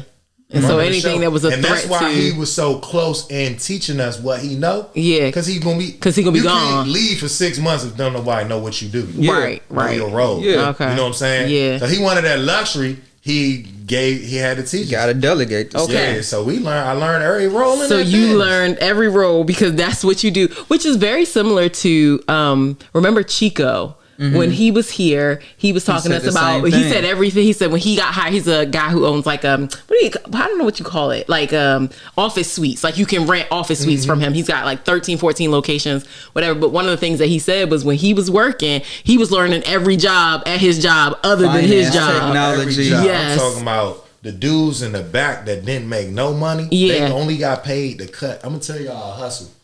So like say these cords, say these mics go bad and they was attached, or like your TV got a cord that's attached to it. Yeah. Yeah. All these dudes got paid to do was cut them cords off and throw them in a box. Cause guess what's in this cord? Copper. Copper. Gotcha. Box full of copper. Go to the scrap yard. Yep. hundreds of dollars. Yes. You know how I know that? Because I used to live in Capitol Heights. And so I bought a house in Capitol Heights. When I closed on it, the AC worked. When I got there the next day, niggas stole the copper out the house. Yes, that was the first thing that had to happen was I had to get the whole situation replaced. That's why none of them houses, that's why them houses look like that. Yep, because people steal all the copper out the house. You think you about to fix up the block? Yeah, the crackheads got you. They got me. They got me. Yeah, all your renovated copper out, all the plumbing you just spent. Yep, I live right off Nova Ave. They got me. Dang, they took all that copper and got high as a kite. Mm-hmm. Dang, high as a kite. So he learned all the things. Is how he learned all the things. Because that was what I was wondering. Because it's like I'm not technical, but it's like I didn't study this. This stuff, but it's like he's thriving. Yeah. Now keep in mind, all right, so I sold cars, and one thing I learned at a car dealership, right? Mm-hmm. The used cars make more money than the new cars. Yes, every time. Used computers make more money than new computers. Oh, I can see. I make more money. I sell new computers. I got Max brand new in the box. My profit margin on them is very low. Yeah. Than my used computers. Yeah, I can see that. That makes sense. Let me. So here go another question. So you started with 20 computers that the janitor gave you, which I'm sure he was at a DCPS school. I'm not. Nah, this was Baltimore. I was about to be like, because they be listen. That's what that happens. That's the happenings be happening. Okay, but anyway, so you started with 20 computers. You made money. Did you take that money and buy more computers? Like, how did you start getting your inventory? That was my thing. I sold drugs. Okay, I ain't proud to say it. But I started with an ounce and made it to a quarter pound, and you know what I'm saying? Mm-hmm. So, and when I started with my ounce, it was a consignment ounce. Okay. Meaning I had to make this bama money back and hope I had some money left over. Okay. That if I wanted to get my own ounce to invest, I could do it. So I already knew that was the way to buy your freedom. Okay. Was to keep investing in yourself. Okay. So, and that was one of the things me and my business partner bumped heads on. So like I was saying, I made investments outside of the company that he wasn't willing to take the money and do. Okay. Mm-hmm. And when he saw I was rocking and rolling with the money, he was like, man, you might as well just take over the business. Yeah. Yeah. I ain't gonna be able to invest on the level that you can invest on now because I wasn't making the investments when you was making the early investments. Yeah, so where are you finding, like, are you so I guess I got a question. I'm trying to figure out how to ask it. So, okay, you had the 20 computers, you sold them, you got money, but where are you getting the other computers? Inventory. Like, where does the inventory live? All right. So is that from the e-waste? I sell a secret vendors list, right? Okay. That's part of my course. I ain't gonna give you the whole game. Don't give it to me. I'm just wondering. Y'all some of the game in the podcast. Okay. Mm-hmm. All right, so you hit on it. Okay. E-waste. Oh, okay. Right? Mm-hmm. But e-waste companies ain't rocking like you think they rocking, where you could just walk in there and be like, yo, I want to get into this game. Yeah. Mm-hmm. You got to build an established relationship with them. Okay. So I learned how to find plugs. That's like a knack for me. Right? And the best way to find a plug is online. Online, the best way to find a plug online, we'll break it all the way down to you, is eBay. Oh, yeah. Oh, eBay is the one. Because, all right, so like you got e-waste companies, right? Yeah. But because they deal with government contracts, they not rocking the way they just, all of them not rocking the way they just gonna let you walk in and be like, yo, I want to buy a pallet of computers. Yeah. Mm-hmm. Reason why is because they got pallets of government computers. Yeah. And they get audited by, they got a certification called an R2 certification. It's a recycling certification for e-waste companies. Yeah. And when you get that, it comes with audits and other things from the government, right? Yeah. And they come through an audit and make sure that they're destroying the data on those computers a certain way. Mm-hmm. And a lot of them get caught slipping. Yeah. They not doing it the right way. Mm-hmm. And so they don't know who you are when you're walking in their warehouse. Oh, okay. They might think you are undercover. Because sometimes they like, it's a lot of work that go into destroying it the way that the R2 certification wants you to. Yeah. You got to erase the hard drive 8 times. Oh, wow. Then you got to put it in a metal shredder and shred it up like it's mulch. Okay. They ain't got time for all that. Some of them, I mean, a lot of them do it. I ain't gonna lie. A lot of them do it because it's too much money to not do it the right way. Yeah. But some of them take shortcuts and cut corners, and they got employees stealing. Yeah. And you done stole 5 government computers, and you selling them on eBay now yourself. Yeah. And stuff get leaked, but it come back and falls on them. Yeah. Right. Mm-hmm. So they try to make sure they channel their product out in one way. Okay. When at first they probably had 5 different ways you can grab their product. Yeah. Now they only kind of trying to channel it in one way, so they can, which is eBay. Okay. So what you do, and I'm giving out some of my course. You get on eBay, you find out who the people who are consistently selling the products is. eBay takes 10. Well, now they done up the electronic fee. They used to be at 10%. Yeah. Now they taxing 12.5. That's because the electronics be moving on eBay. Yeah, it moved easy on eBay. Like it was years I made 100,000 just selling on eBay. Years I just made like over 100,000 selling on eBay. Look at that. Y'all better heard what that man said. But they taking 10%. Yeah. But now they under the 12.5. Yeah. But that's a negotiation tactic. Okay. Yeah. So you can email or DM, and a lot of these companies, if you buy a product from them, they're gonna send you an invoice, right? And that's gonna have their address, their phone number. So now you don't need eBay no more. Yeah. Call them. Yo, I buy a lot from y'all from eBay. I was wondering if I could just buy directly. And maybe y'all could give me like a 10% discount. Because I know eBay taking 12%, so you still keeping 2.5. Yeah. Or I'll give me a 5% discount. Yeah, and you got 7. And now I'm getting better numbers. Yeah. And now I ain't got to bid and against deal other with people. the auction. And it's a guaranteed sale for them. Guaranteed money. Yeah. And they know I'm good biz. Yeah. So that's how you find the plugs. Look at that. That's what's up. And my husband buys electronics on eBay. I forgot eBay was like a thing at one point. It for used like to be Oh, everything. eBay the spot. I mean, And it's still big, huge, but it's for electronics. I know exactly mostly. what you mean. Yeah, eBay like the spot. eBay opened up my eyes because in the slow, like I said, we had slow months where people ain't coming to flea market. Like June, July, people on vacation, they not about to be in Maryland going to no flea market. Okay. On the weekend, they try and fly out to Jamaica. Yeah, all these other this places. the time they kids out of school, so those months we wasn't making no money. Okay. So I gotta find you in Jamaica on eBay. You might be on the beach scrolling through eBay, but you ain't walking through the flea market. Right. Okay. So I started throwing products on eBay, and I'm like, damn, this shit's so Got all easy about on eBay. That's crazy. That's insane. Like this business. Like I was teaching my students last night, because I just finished up a 6-week course with my my e-waste class. I teach a master class, e-waste master class, and I was showing them. I was like, you don't lose in this business. Like we don't lose. And they was like, what you mean? I said, so one of my students, Mike, he was like, he went on eBay last night and bid it on, not last night, but like a while back. But he was telling a story yesterday. He's like, I went on there and bought a computer, a MacBook, but it got a bad motherboard. Okay. But it's a project for him. But he was like, he paid $40 for it. Okay. So he's like, man, I hope I made a good investment. I said, bro, you don't lose on these. So I'll go on eBay and I type up MacBook Pro F key. Just the F key. Yeah. Right? Yeah. They selling for $4. Okay. Every key on that computer you can sell for $2 to $4. Wow. Meaning that you could about just 40 keys on the computer. You could just take it apart and sell it if he can't do the motherboard thing over. Piece. That's crazy. Finger by finger. That's crazy. The fact that people need that. It's an F key. Pop their F key on. But that happens all the They time. ain't trying to pay nobody, so they want to snap another key on. That's crazy. That's crazy. And you got people throwing whole computers away. I got a friend, right? TV went bad. Okay. Won't cut on no more. Yep. So I don't fix TVs because my partner that I was in his shop, I'm so loyal to him. He do phones and TVs. So you don't do TVs. I stay out his lane at that store because it's like 5 minutes away. Okay. Yeah. I don't want to be competing with my man. Like Yeah.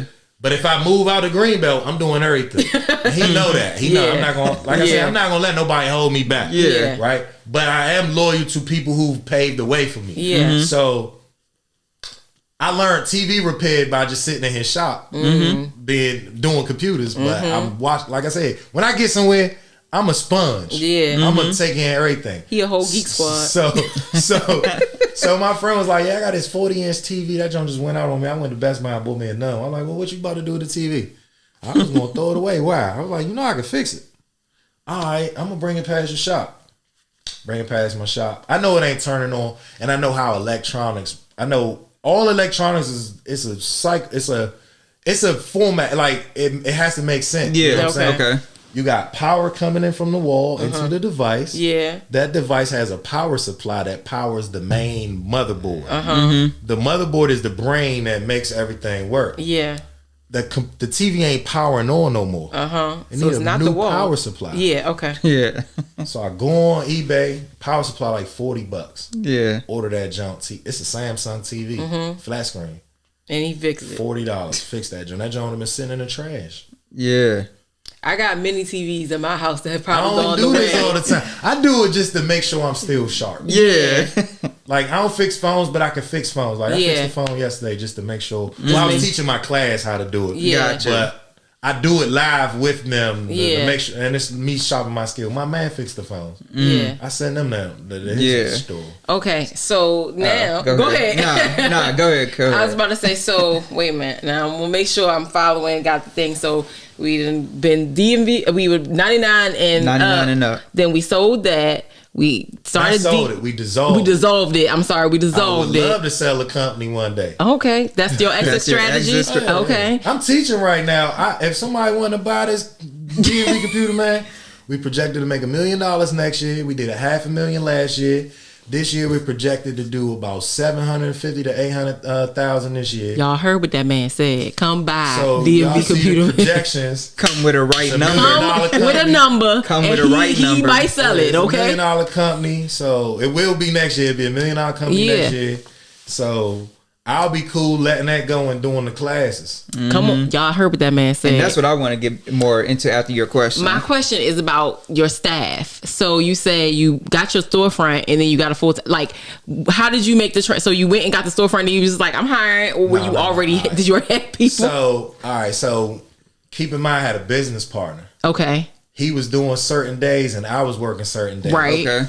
Because I got kids. Right. So I was like, all right, bro, I'm going to do Monday, Wednesdays, and Fridays. Mm-hmm. We both work on the weekends because we had 2 flea markets. I ain't tell y'all about that. Okay. We was jamming.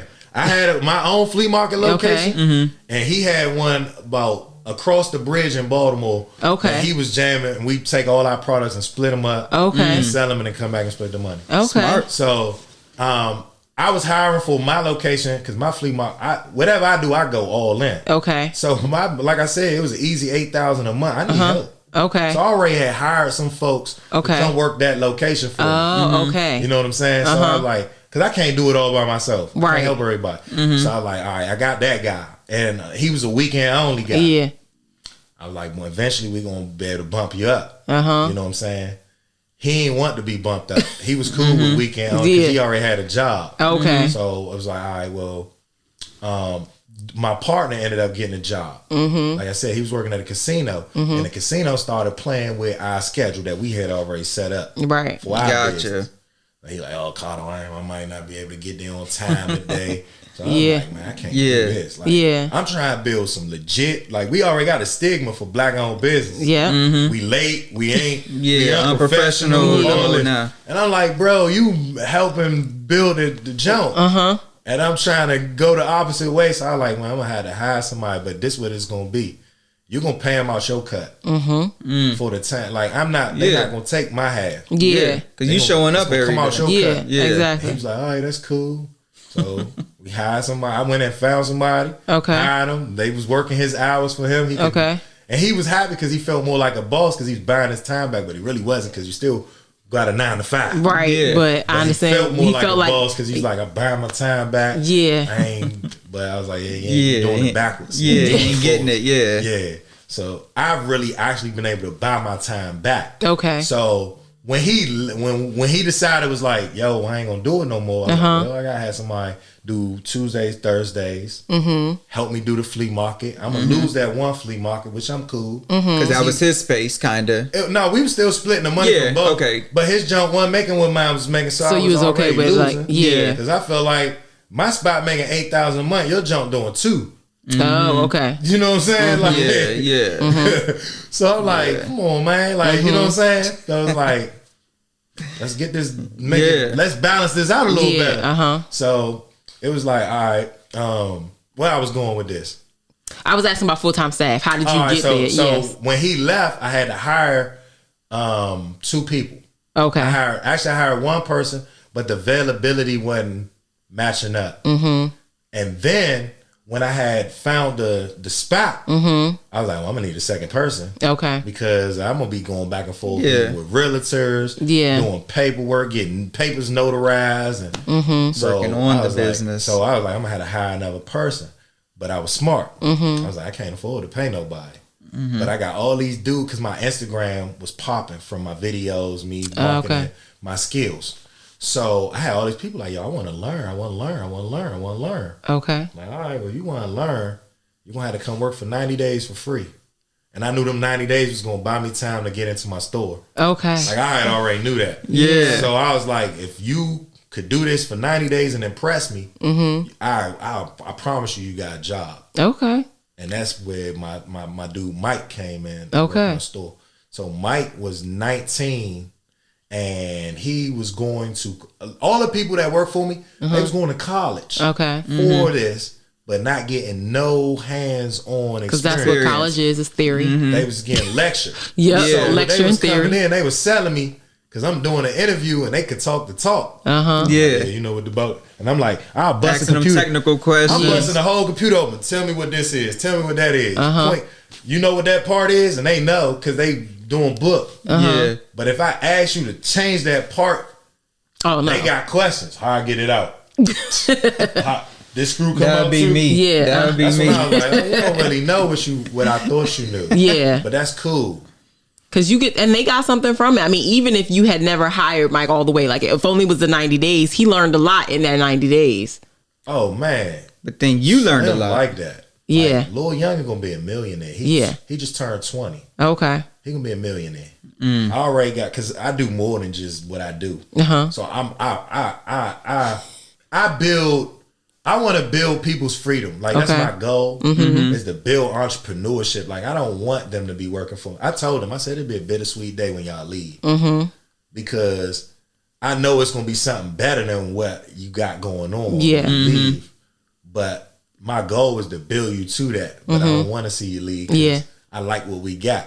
But Slim investing in I done helped him build his credit. He in the 750 club.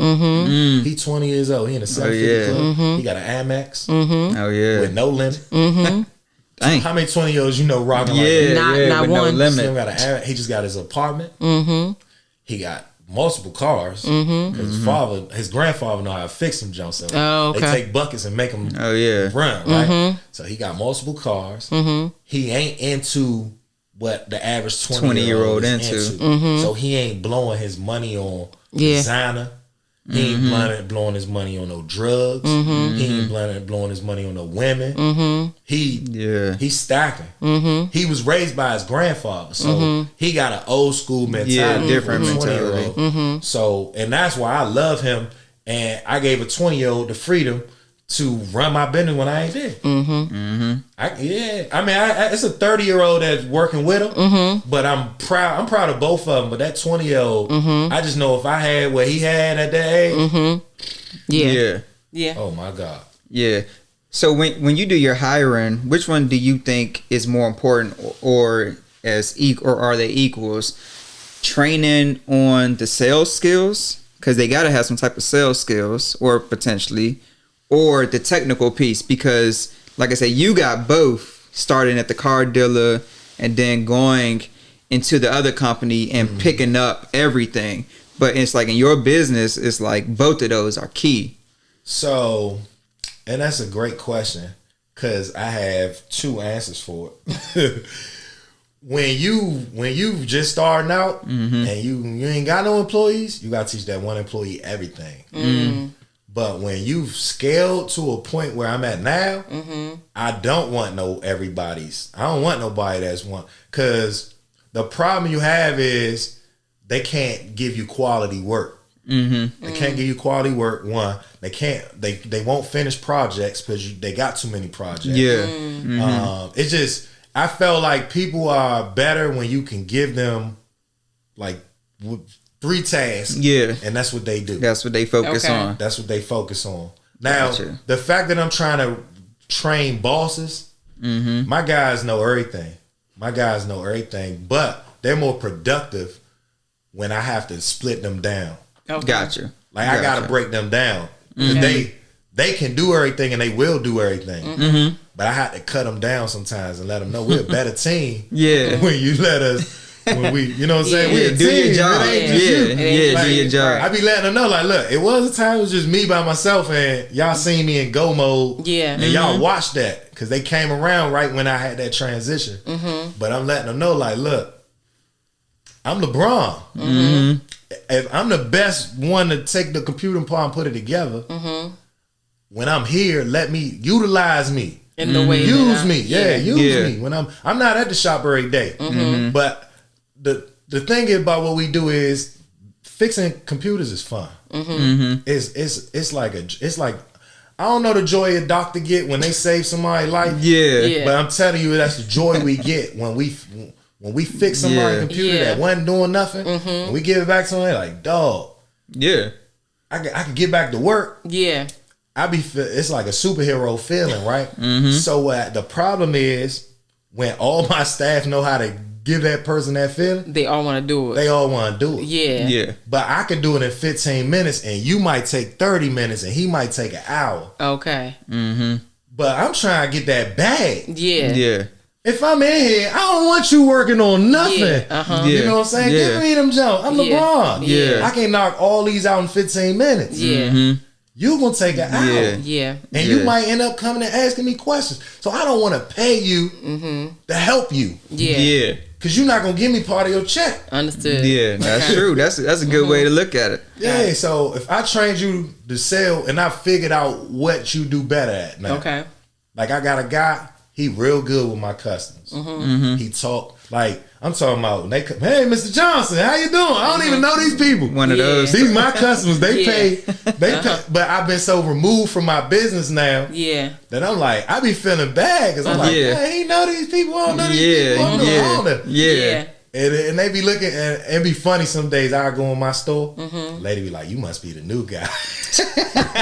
And you're like, Remember Mike said they have you sometimes. I don't want to take away what they got going on, so it's like, I'm the new guy. And they let it go. They don't say nothing. They don't say nothing. Nope. But it be like that now that I'm removed. And it ain't take that long. It only took like a year or two. I'm about to say, because you opened, would you say January 2020?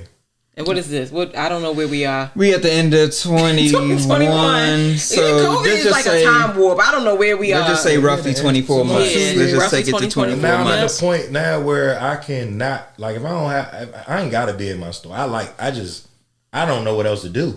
You know what I'm saying? Like, your wife be like, leave. It's like, all right, so if I stay home all week, my kids will drive me crazy. You know what I'm saying? So I go in, plus I'm always trying to improve it. So like I don't never feel like it's done. Like, you know what I'm saying? But I will sell it right now. I don't feel like it's done. Do you feel a second location coming on? Yeah, it's coming. Okay. Okay. It's definitely coming. And it's gonna be either one of my staff that's in my store now, be like, it's gonna be theirs. Like, not theirs on like they fully own it, but it's gonna be theirs on like, I ain't gonna be coming in there trying to tell you what to do too much. I'm gonna let you kind of make this your project and we see how it works. You should franchise it. I was thinking about it, but the company that I got sued by, that's the route they wanted me to go with them. And I felt like that when I started seeing how the franchises work, it's more like they got control over you. You can't move how you want to move. Like it is a formula. Like say, it's a formula they have, and when you got these brilliant ideas and you're a creator like I am, I can't be conformed to that. And I guess if you feel the same way about your staff, then maybe that and I don't want to conform give them that. Other people to it because I feel like it's a setback in development of something that's so fresh. Like this business, like I said, y'all haven't seen nobody doing what I do. Nah. So why should I set a certain formula that I think I know it worked, but make it the standard and don't let the creators create on top of it and then let somebody else take something and do on top of it, and then my business kind of gets pushed like Blockbuster. I see you what see you're what I'm saying? Like if they had let their people be free thinkers, somebody would have been like, yo, we need to get online. You know what I'm saying? Quickly, but them niggas was keeping everybody a slave. So what happened was the free thinkers went to Netflix and Amazon and shut them down. So I'm big on letting people think free. That's why I say I'm gonna let him have his own project. See what he come about. Cause like I said, when I go to the next joint, we doing TVs, we doing phones, everything. Yeah, so we gonna be growing with it. So I kind of don't want franchise right at this. Gotcha. That's what's that up. makes sense. I want to let them think freely. Now, franchise work in certain businesses, but this joint, it hasn't been done like this yet. So it could be done any kind of way. Right. Somebody could come and do it another way, and then it make me like, I don't know what I'm doing no more. So it's like I need to keep the free thinkers thinking, and I got people. And then the beauty of my mentorship is I built a community of technicians now. So we are, and it's all, it's black right now. I'm open to any race coming. But right now it's an all black community of technicians. And I was so surprised that I got people from Chicago that's joined my mentorship, Philadelphia. Like, I thought it was going to be some DMV people. Yeah. Right. And we was going to all be scrapping over the same stuff. Yeah. No, it's getting big. Dang, so that's what's up. Yeah. So I'm trying to build that network the way they could be, because I'm telling them like, look, it's so much work in this space that it's so many ways you could run the play. You know what I'm saying? And make money. You could contract for the government. You could contract for small businesses and nonprofits. You could do like me and do retail. It's just too many lanes. You know what I'm saying? It's just a lot. It is. And I worked, so y'all know I worked at DCPS. I was a contracting officer at DCPS for a good minute. And one of the things right before I left, one of the last contracts that we authorized or I signed was basically for this space. It was for audio, video, TV kind of repair, because we realized we were junking a lot of electronics that technically speaking just needed some maintenance, right? But there's no, in big schools and stuff like that, there's no build out in the budget or time for people to think about who to call. Like, who do I call to get this stuff? Or a person to call to get it replaced. So there was a contract. We wrote it. We said, let's just figure it out. And so we wrote an audio video repair situation. So it's got tickets. And so this guy on the other end now, he was a small business at the time. I don't know how small he is now, but tickets, he come do tickets. Each thing has a certain price fee. And it worked for us. And he contracted it. $200,000 a year is what we started at. And that was a test for us, was $200,000 for 5 schools. A lot of the dudes that's in my mentorship, they work for the government doing IT. Yeah. The reason they took my mentorship is because they don't know nothing. Oh yeah, because that's different. Working for the government doing IT and like doing that, they are completely different. And I ain't different. trying to disrespect them, right? Yeah. They just knew that when they saw, because I'm working online, like I'll go live and fix something. I'll go live and do from start to finish. And while I'm fixing it in 15 minutes, I'm talking to you about what I'm doing. Yeah. Oh, yeah. You know what I'm saying? I'm educating you, right? So a lot of them tapped in because, one, they already work in that field. Yeah. So they like, let me see what this guy about. And they sitting there watching. They like, oh, I just learned something in this little 15-minute live video. So I'm going to start tapping in more because I want to be like that at my job. Yeah. Yeah. A lot of them have signed up for my mentorship. It's a thing. And at the end, they like, yo, like I had one dude and I was like, oh my God, I can't believe he said that to me. Cause we had one class. He hit me up. Yeah, I think I'm a little too advanced for this, bro.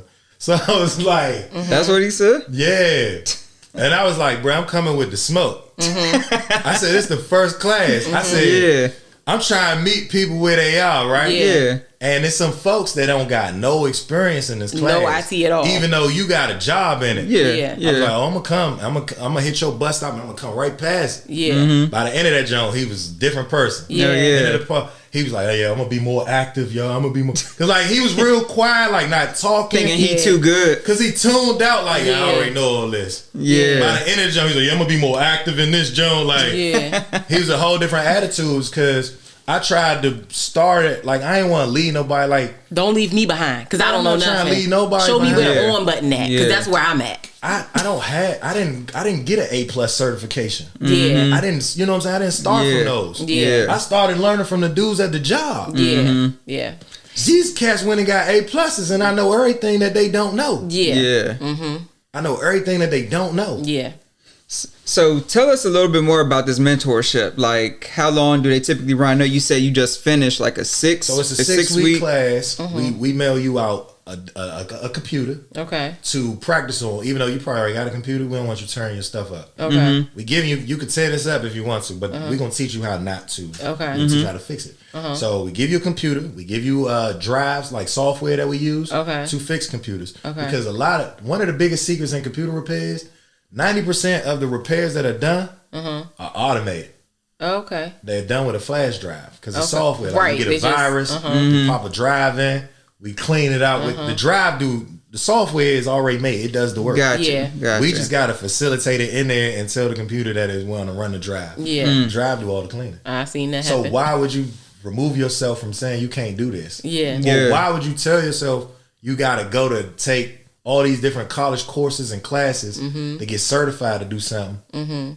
And there's a lot of cats that I know that work in the government. They mama got them in there and they doing IT. They ain't got no cert. That's a very popular route. Because the requirement for IT in the government it's ain't different. It's a bachelor's degree. Yeah. It could be in anything. It could be in anything. Yeah. It could be in anything. Yep. Yeah. We just need to know you can read, write, comprehend. You can tell somebody to turn it off and turn it back on. Yeah, That's what they do. Yeah, that's all they do. No, Yes. it's a rack of people in the government, like you said. Yeah. Because like I work in the IT field and I have no shame. Like I know I'm not IT, but I come from a project manager standpoint. Yeah. But in being in that role, I work with people who's supposed to know the IT and don't. And I see all types of ranges. Like you said, the ones who's like, Kaylin, can you help me? I'm like, you the one that's supposed to know how to troubleshoot. The government I got people that work in the government, right? And they be like, bro, I work in the government. I'm making 6 figures. Yo, I can get you in. Yeah. I don't even like telling people what I make. Yeah. They like, thank you. Because one, they either not going to believe me. 2, now I feel like they want to rob me.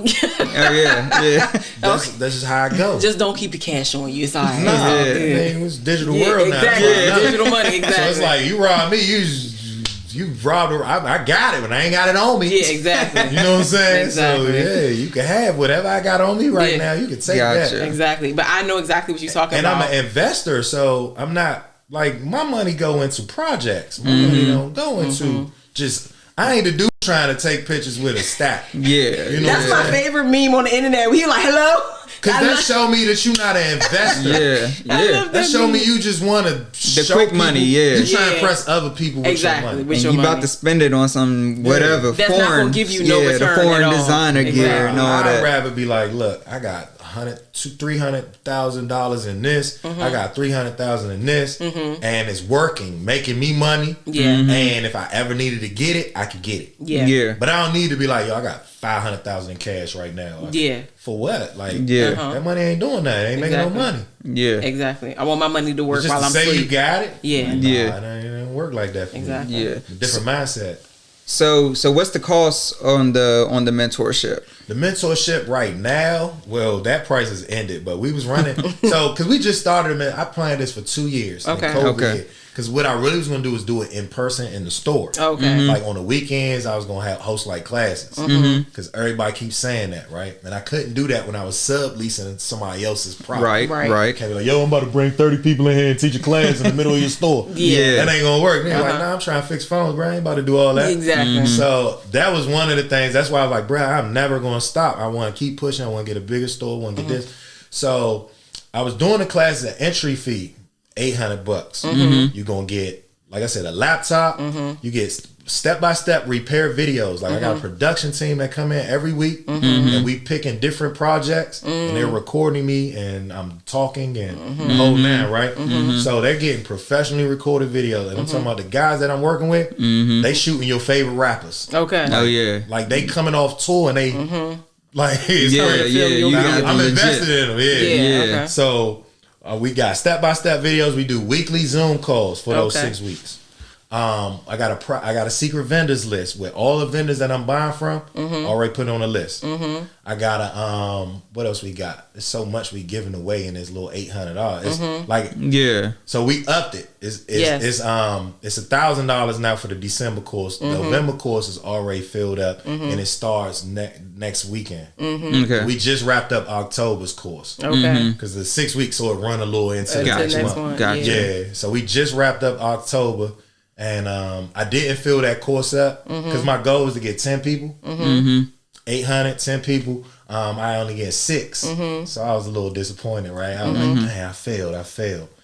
November, John filled up. Okay. November, John filled up. I just kept pushing. Yeah. That's how it go. So November, John filled up. And one of my employees was like, bro, I think in 6 months, you going to have people like months ahead already. Yeah, I was about to say, you going to be at 25 seats in the class. I don't know how you feel about that. Yeah, I'm thinking about it, but the cat, I was thinking about it in the shower this morning, real talk. But I was like, when I'm doing these repairs, 25 seats might be too many. Asking questions? No, because like, all right, so one of the classes we did was a screen repair class, right? Okay. One dude, man, he couldn't get it out. He couldn't get his screen out. Oh. So, and there's no man left behind. Okay. Yeah, so that class take a little more, like, for a while. Yeah, take a little bit more work. And keep in mind, we doing it via Zoom. We ain't in person. Okay. So I'm looking at what he got on his camera, and I'm like, yeah, move it to the left. Move it to the right. You know what I'm saying? And everybody in the, like one girl, she already got her screen out. Yeah, she like, I'm about to go get a snack because y'all just, yeah. And I'm like, Tony, how you coming along there, buddy? Yeah. He's like, I'm still trying to wiggle it out. I can't. Man. So I'm like, if I add more seats. I see. Maybe more seats in person. Them classes going to go forever. Yeah. So would you consider... is add like because I do the classes at 1:00. Okay. And they only supposed to go for an hour. And sometimes they go to 2 hours. But I can just make sure I could probably do 2 classes. Do a second session. I ain't gonna lie, it's draining. Okay. To sit and talk and train, it's draining. My wife is a school teacher, so I commend her for that. Oh, okay. Oh yeah. I was gonna ask you, would you consider packaging the whole thing up? Like the whole course, because like you said, you already got some parts where you got the production team coming in doing the videos. I already know where you're going. Would you package the whole thing up because then you can hit that whole community? It's about to be digital. Yeah. Like So if you watching the podcast right now and you're really thinking about joining and getting this skill and getting into this bag, and you want me personally to be talking to you, because that joint should go up. You need to sign up in the next 6 months. Yeah. Because my plan is in 6 months. All the Zoom calls are recorded. Okay. So we already got all of these Zoom calls. I'm talking about hours of content. Plus, we already were recording the step-by-step videos without people asking questions. Yeah. So normally what I'm doing, and we got a private Facebook group too. Okay. So what we do, normally the structure of the class would be like this. You sign up for the class. You get a welcome email. I got everything on the funnel. So you get the welcome email telling you to sign up. Join the Facebook group. We need your mailing address so we can mail you the kit so you can start. We buy the tool. We buy your screwdriver set, everything. We give you all the tools. You don't got to do nothing. Tools, software, laptop, videos, the coaching calls, the whole 9, right? So during the week in the Facebook group, as my production team is providing me the videos, I'm posting them in the group for whatever lesson is going to be for the call that week. So if we're going to do screen repair, I'm doing that video is going to go in so you can kind of get prepared for what we're going to talk about. Then I might go in the group and say, have your laptop ready? Because like the first class, we was just talking. Right. Okay. Second class, I'm like, yeah, had that laptop I sent y'all ready. Yeah. To go. You know what I'm saying? Had your camera on. We do it at 1 on Saturday. Some of y'all don't be getting out the bed. Yeah, starting at 1. Turn the camera on, bonnet, whatever. And the funny thing is more females in my class than males. Oh, that doesn't surprise me. It don't surprise me. Women are more ambitious. They're more, they take action. Yeah. We procrastinate. Yeah, y'all be thinking about it for a long time. But it super shocked me. It super shocked me. So just a caveat or piggyback on that, it's like, so every now and then Candace will ask me about our numbers, right, for like our metrics, and it's like women on our platform be like 80 to 20 men. It's like, but the women be so more ambitious. They want the knowledge. The reason why it shocks me is, so you know how you can look at your insights on Instagram? Yeah. I'm 70% my following is men. 30% women. That's interesting. So that is interesting that your class. But I got more women signing up for my class. It's like the women make the action. Call to action. They like, hey, I'm trying to do something, okay? Yeah. And I'm happy with that because I'm married. So I'm like, I ain't got a bunch of little jumps hopping on my page. Yeah. So it's mostly like people liking my stuff is men. Yeah. So you ain't got to worry about all that. But it shocked me Because when I'm getting these registries, I'm like, oh, that's a female. That's a female. That's a female. Yeah. It's they crazy. trying to see something. I'm trying to see what it do when I do the things. They ready to get that money. Yeah, Exactly. they about that money. And it's gonna be the men working for them. Yeah. Sad. Yeah. Got it. Don't worry about it. Sad. We hiring. Yeah. Well, I have learned so much. Nah, I've learned a lot. I've learned okay, so I know we kind of talked about some things, but we're going to give you an opportunity. We always ask our guests, like, what's up next for you? This course, like I said, so right now, because my staff can run my store, I mean, we got Black Friday coming up, of course, so that's a project I've been working on since August. Okay. Because, and this is something I'm going to throw out there for anybody that own a business. I've been in business for 10 years. When Black Friday come around, I don't think about it to the week or the 2 weeks before. And I do not capitalize on the money that I should have made the way I should have made it. Okay. Because, like, it's so much going on in my life, you know, that it's like, all right, I ain't thinking about holidays months in advance. Yeah. But my staff has been able to free me up So that you so that I can focus. So when August and September came around, I was like, all right, we focusing on what we gonna do for Black Friday, because my goal is to make $100,000 that weekend. It's doable. I know it is. I know people that make $1 million that weekend. Yeah. But I've never been able to accomplish those Because numbers. You know what I'm saying? I'm doing the same numbers I've been doing. Yeah. I might have a better day, like, oh, we made over a grand or two over what we normally make. That ain't bragging. Nah. Yeah. I can't brag with that. I need to be like, yeah, we did $100,000 that weekend. Yeah. It's the pre-emails. I'm getting them already. Oh my like God. people So, are ready. Yeah. So like this year I learned funnels. I've been taking classes. Like, even though I offer the mentorship, I'm buying courses myself. Yeah. So I've taken Richard Bronson's ClickFunnels. He used to do that own ClickFunnels. I've taken a lot of. He emailed me so much, or like once you get in his funnel, it's a wrap. Yeah. You get too much. Yeah. And then I'd be like, all right, $50 for this class. I know this class worth like $500. Right, Yeah. Let me go ahead and buy this one today. Yeah. So I've been taking a lot of like online classes. So I'm learning about funneling and the email systems.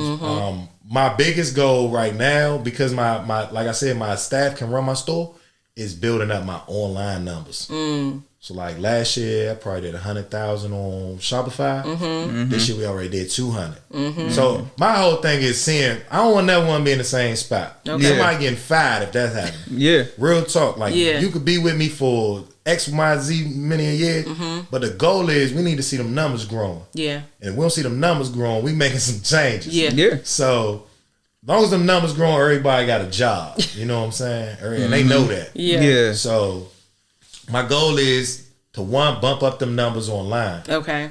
Two, get my courses to where it's a digital course. Okay. And that's going. to be a life change. And Yeah, y'all that's better the sign life up today changer. because Fat Joe said the Yesterday's price is not today's price. That's what the man said. Yeah, that Okay. thing $1,000. Okay. And the reason and what I'm doing and I'm gonna make sure that the value goes with the price. So what I'm doing, like my homeboy that do the cell phones, even though I fix phones, I'm adding that to the course. Okay. I'm adding TV repair to the course. Right. So and I'm gonna be bringing in other entrepreneurs that are specializing in them things, and I'm gonna be adding them to the course. Yeah. Yeah. Breaking bread with them too, though, but Yeah. adding them to the course so that it's not, because I mean I know some stuff, but there's some people out here that know more than me. Yeah. Yeah.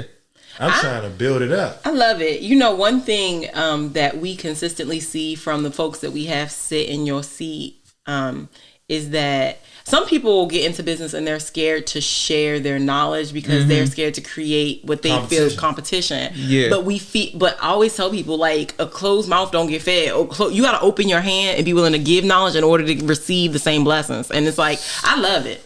It's collaborate over compete, right? Come on. That's Now- the easy way to say it. Now, like my staff, they know everything, and they could go out here and open up a store tomorrow. Yeah. But I would look at that as a success story for me. Versus, Exactly. Like, they could be my competition. I'd be like, I raised that boy. Exactly. I mean, and all the people Like you you work said, for. I'm LeBron. Exactly. Yeah, I showed him what to do. Yeah, Like, you want Exactly. LeBron or Kyrie? do I want him to fail? Hell no. Because then I'd be like, I raised that boy. Exactly. He's a failure. Yeah, right. Yeah. No, I don't want that to happen. So, Right. you know what I'm saying? And the piggyback off of that is like, I don't communicate. Part of the settlement on that lawsuit was that we don't bother each other no more. We don't even mention each other's names. Me and that company. But I always be like, man, I wish they could. I know they probably see me. Oh, I know they do. Yeah. But they probably won't acknowledge it. But it's like, yeah. And y'all got to be proud about it. Yeah. Or they should be. You should be, Because without me going through that, it wouldn't have been what it is today. So it's like, I hope that if they see what I'm doing now, they'd be proud of it. Yeah, I mean, it's funny because had they not taken the route that they took, they could have nurtured you into so much. You know what I'm saying? But people be I think be they real. would have held me back now. They probably would have, but when I would go to these meetings, like we would have staff meetings, I'm shooting out ideas, and that's why I say I do not want to do the franchise thing because I'm forwardly thinking. They're advertising like this. Like, keep in mind, this was 10 years ago. All they knew was Washington Post. Okay. We're going to advertise in the Washington. Like, so we would have staff meetings. It was like, all right, so what deals we want to post in the Washington Post? I'm like, man, let's get on Facebook. Yeah. I'm like, why are we not advertising on Facebook? Yeah. Washington Post has more people. I'm like, y'all are tripping. Y'all from a different... Yeah, they not getting it. Y'all not getting it. And I'm like, all right, I got to do my own thing and show y'all that I can do that. Way. Yeah. Like, so they shooting down ideas and stuff. So I was like, y'all missing y'all blessing. I could have made... Y'all was already a $3 million company. I could have made y'all a $10 million or $20 million company had y'all listen to my ideas. You know what I'm saying? Yeah. I like this. Me too. It's real good. Might be in the class. Don't be surprised if you see Kayla's name pop up on your registration. I ain't gonna be surprised because I drop motivation as well as like I tell, because when people sign up for the mentorship, some of them thinking they just gonna learn how to fix a computer. Oh, okay. And I'm like, nah, that ain't what you're gonna get with me. I'm like, if you want to go to a university, that's what you could get. You can pay more than $1,000, right? And all they gonna teach you is a screwdriver in and out, and you not even get the hands on. Yeah, they're gonna talk you through that part, and then they gonna throw you out there to the wolves, and you gonna have to get on YouTube and learn anyway, right? Right. What I'm giving you is I'm gonna teach you that side because that's easy, right? Right. Yeah, but the mindset is what we gotta train. Cause I'm trying to get bosses to come out of my jump. I got one success story, right? And he ain't pay for my mentorship. I met this dude. So I was when I was at the other shop in the back, I was jamming so hard people thought that was my, they didn't even know I was subleasing. Nobody knew that unless you knew me. Yeah. Nobody, they thought that was my store. And I only had one little case in that junk and I was working off the back of it. But they thought it was my store because they didn't know about that other company, right? So people would reach out to me, I want to come past and just chop it up with you. So this young boy named Jose, he's 24 now, right? At the time, he was probably like 19, 20. He's Panamanian descent, right? But he looked like us. So you wouldn't know, right? So he hit me up like, yo, I got a cell phone joint. I do cell phone repair. I'm like, I don't know how I could really help you. Yeah. Because I do computers. I don't do cell phones. Maybe you should holler at my man. He's like, nah, I like what you doing. I want to talk to you. I want to pick your brain. So I was like, all right, come on around. We came up to the shop. Me and him sat, talked for like a couple hours. We became friends. I was like, I like this little youngin'. You know what I'm saying? Like, he got a mindset that ain't the age he in. You know what I'm saying? I like that. So I was like, I want to keep him around because people's. So I told him, I said, look, I'm at the flea market, but I also sublease this store. He's like, I didn't know, I thought this was your store. I'm like, yeah. I said, but the reason I ain't let the flea market go, most of the time I make more money in the flea market than I do in the store. And he was like, for real? And at the time, he was leasing an office space. Okay. So he was in like a building on the 3rd floor. He didn't think about that, right? Yeah. Ain't nobody... Your marketing got to be crazy. Ain't nobody coming in there. They were, and his marketing was good. Like, he was getting people like Davey Ruffin, different comedians, ads and stuff for him. And he was making okay money, but he wasn't like flourishing. He wasn't flourishing, right? And he was like, I need to flourish. So I said, bro, you should get up the flea market. I said, I told my man that I'm renting from. I said, I told him come up here, but he can't sit still. I was like, I'm telling you, ain't nobody up here fixing phones. But everybody walking around this joint asking, can they get their phone fixed? So he was like, all right, I'm going to come up there. He's still up there right now. Okay. Guess what, though? Last year, He just opened up his own store in Silver Spring. He on New Hampshire Avenue. Oh, wow. His store bigger than mine. Okay, I bet That's it is. prime location too. He in prime location. So guess I ain't gonna throw that part out there. I ain't gonna talk about that part. Yeah. But he got some folks hating on him. Yeah, I bet. And they want to be my mentees too. They like, man, why he over here? Yeah. I'm like, and I'm trying to teach them what we talked about earlier. Collaborate over compete. It's a thing. A lot of people, and I told them, because they called me, they was like, you know your boy Jose is down the street from my store? I'm like, so is that a problem? They was like, kinda. And I'm like, how? And they was like, we do the same thing. I'm like, so what? I said, do you know it's a computer store behind my store? I was like, we ain't competing. I said, I went in that joint, introduced myself to them. I told them, because this the thing. Say you was to walk into my store, right? Okay. And it's a product you want to buy from me, but I ain't got it. And she ain't got it. She right behind me. Right. Why would I be beefing with her when I could walk right around the corner? Be like, give me 10 minutes, man. I got a supplier. I'm gonna call them. Walk around the corner. Hey, I need this. She know I'm a supplier, so she's not gonna charge me the price that everybody else would charge. Right. Yeah. So I can make some money. And she make money. And we do that not every day, but we use that. Yeah, that model it's there. Yeah. Yeah, because I mean, I got other plugs. But I got to drive 30 minutes, an hour, or they got to ship it to me. Right. She right behind me. Right. Yeah. I don't see So the same product, and I'm gonna run out, and she gonna run out. Yeah. Why are we beefing and throwing salt on each other's name to the customers? Yeah. Don't no customer want to shop with somebody. You I don't ever want been no to parts the of barber shop and the dude be talking about the other dude? Yeah. Like, nah, I don't want neither one of y'all cutting my head. Yeah, I'm good. I'm good. But if y'all was speaking highly of each other, you'll shop at both places. Any one of them. Yeah. Exactly. That's what I was trying to teach them. Yeah. That's one guy see the young boy see it. The older dude don't see it. It's unfortunate. Yeah. Unfortunate. Young boy got him a Corvette. He got him a condo overlooking the city. He's 24 years old.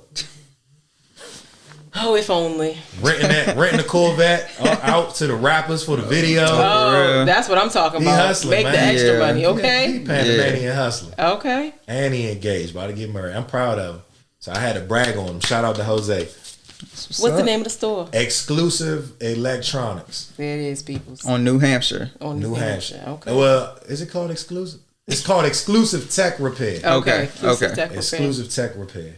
Yep. So where can the people find you when the people looking for you, the Stream Chasers? So we're online, DMVComputerman.com if you want to shop.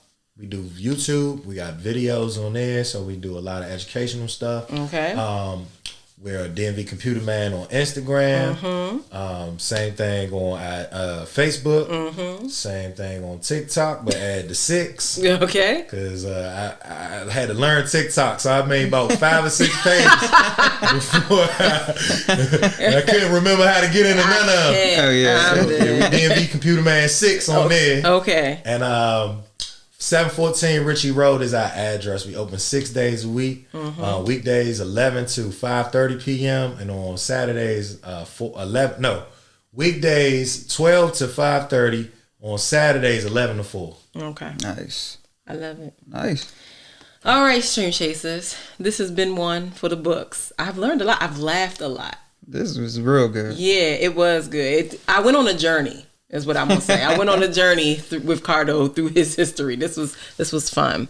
Yeah, so book coming soon. Oh, true. Say nah. But nah, man, Kaylin talked about it. He was like, man, you got an interesting story. I was like, yeah, I gotta put this in a book. You should. I don't I do not disagree. If y'all want to catch us, you can find us on the YouTubes. You can find us online, www.streamchasers.work, because Stream Chasers Do the work. All right. And with that, Just got paid. you just got paid.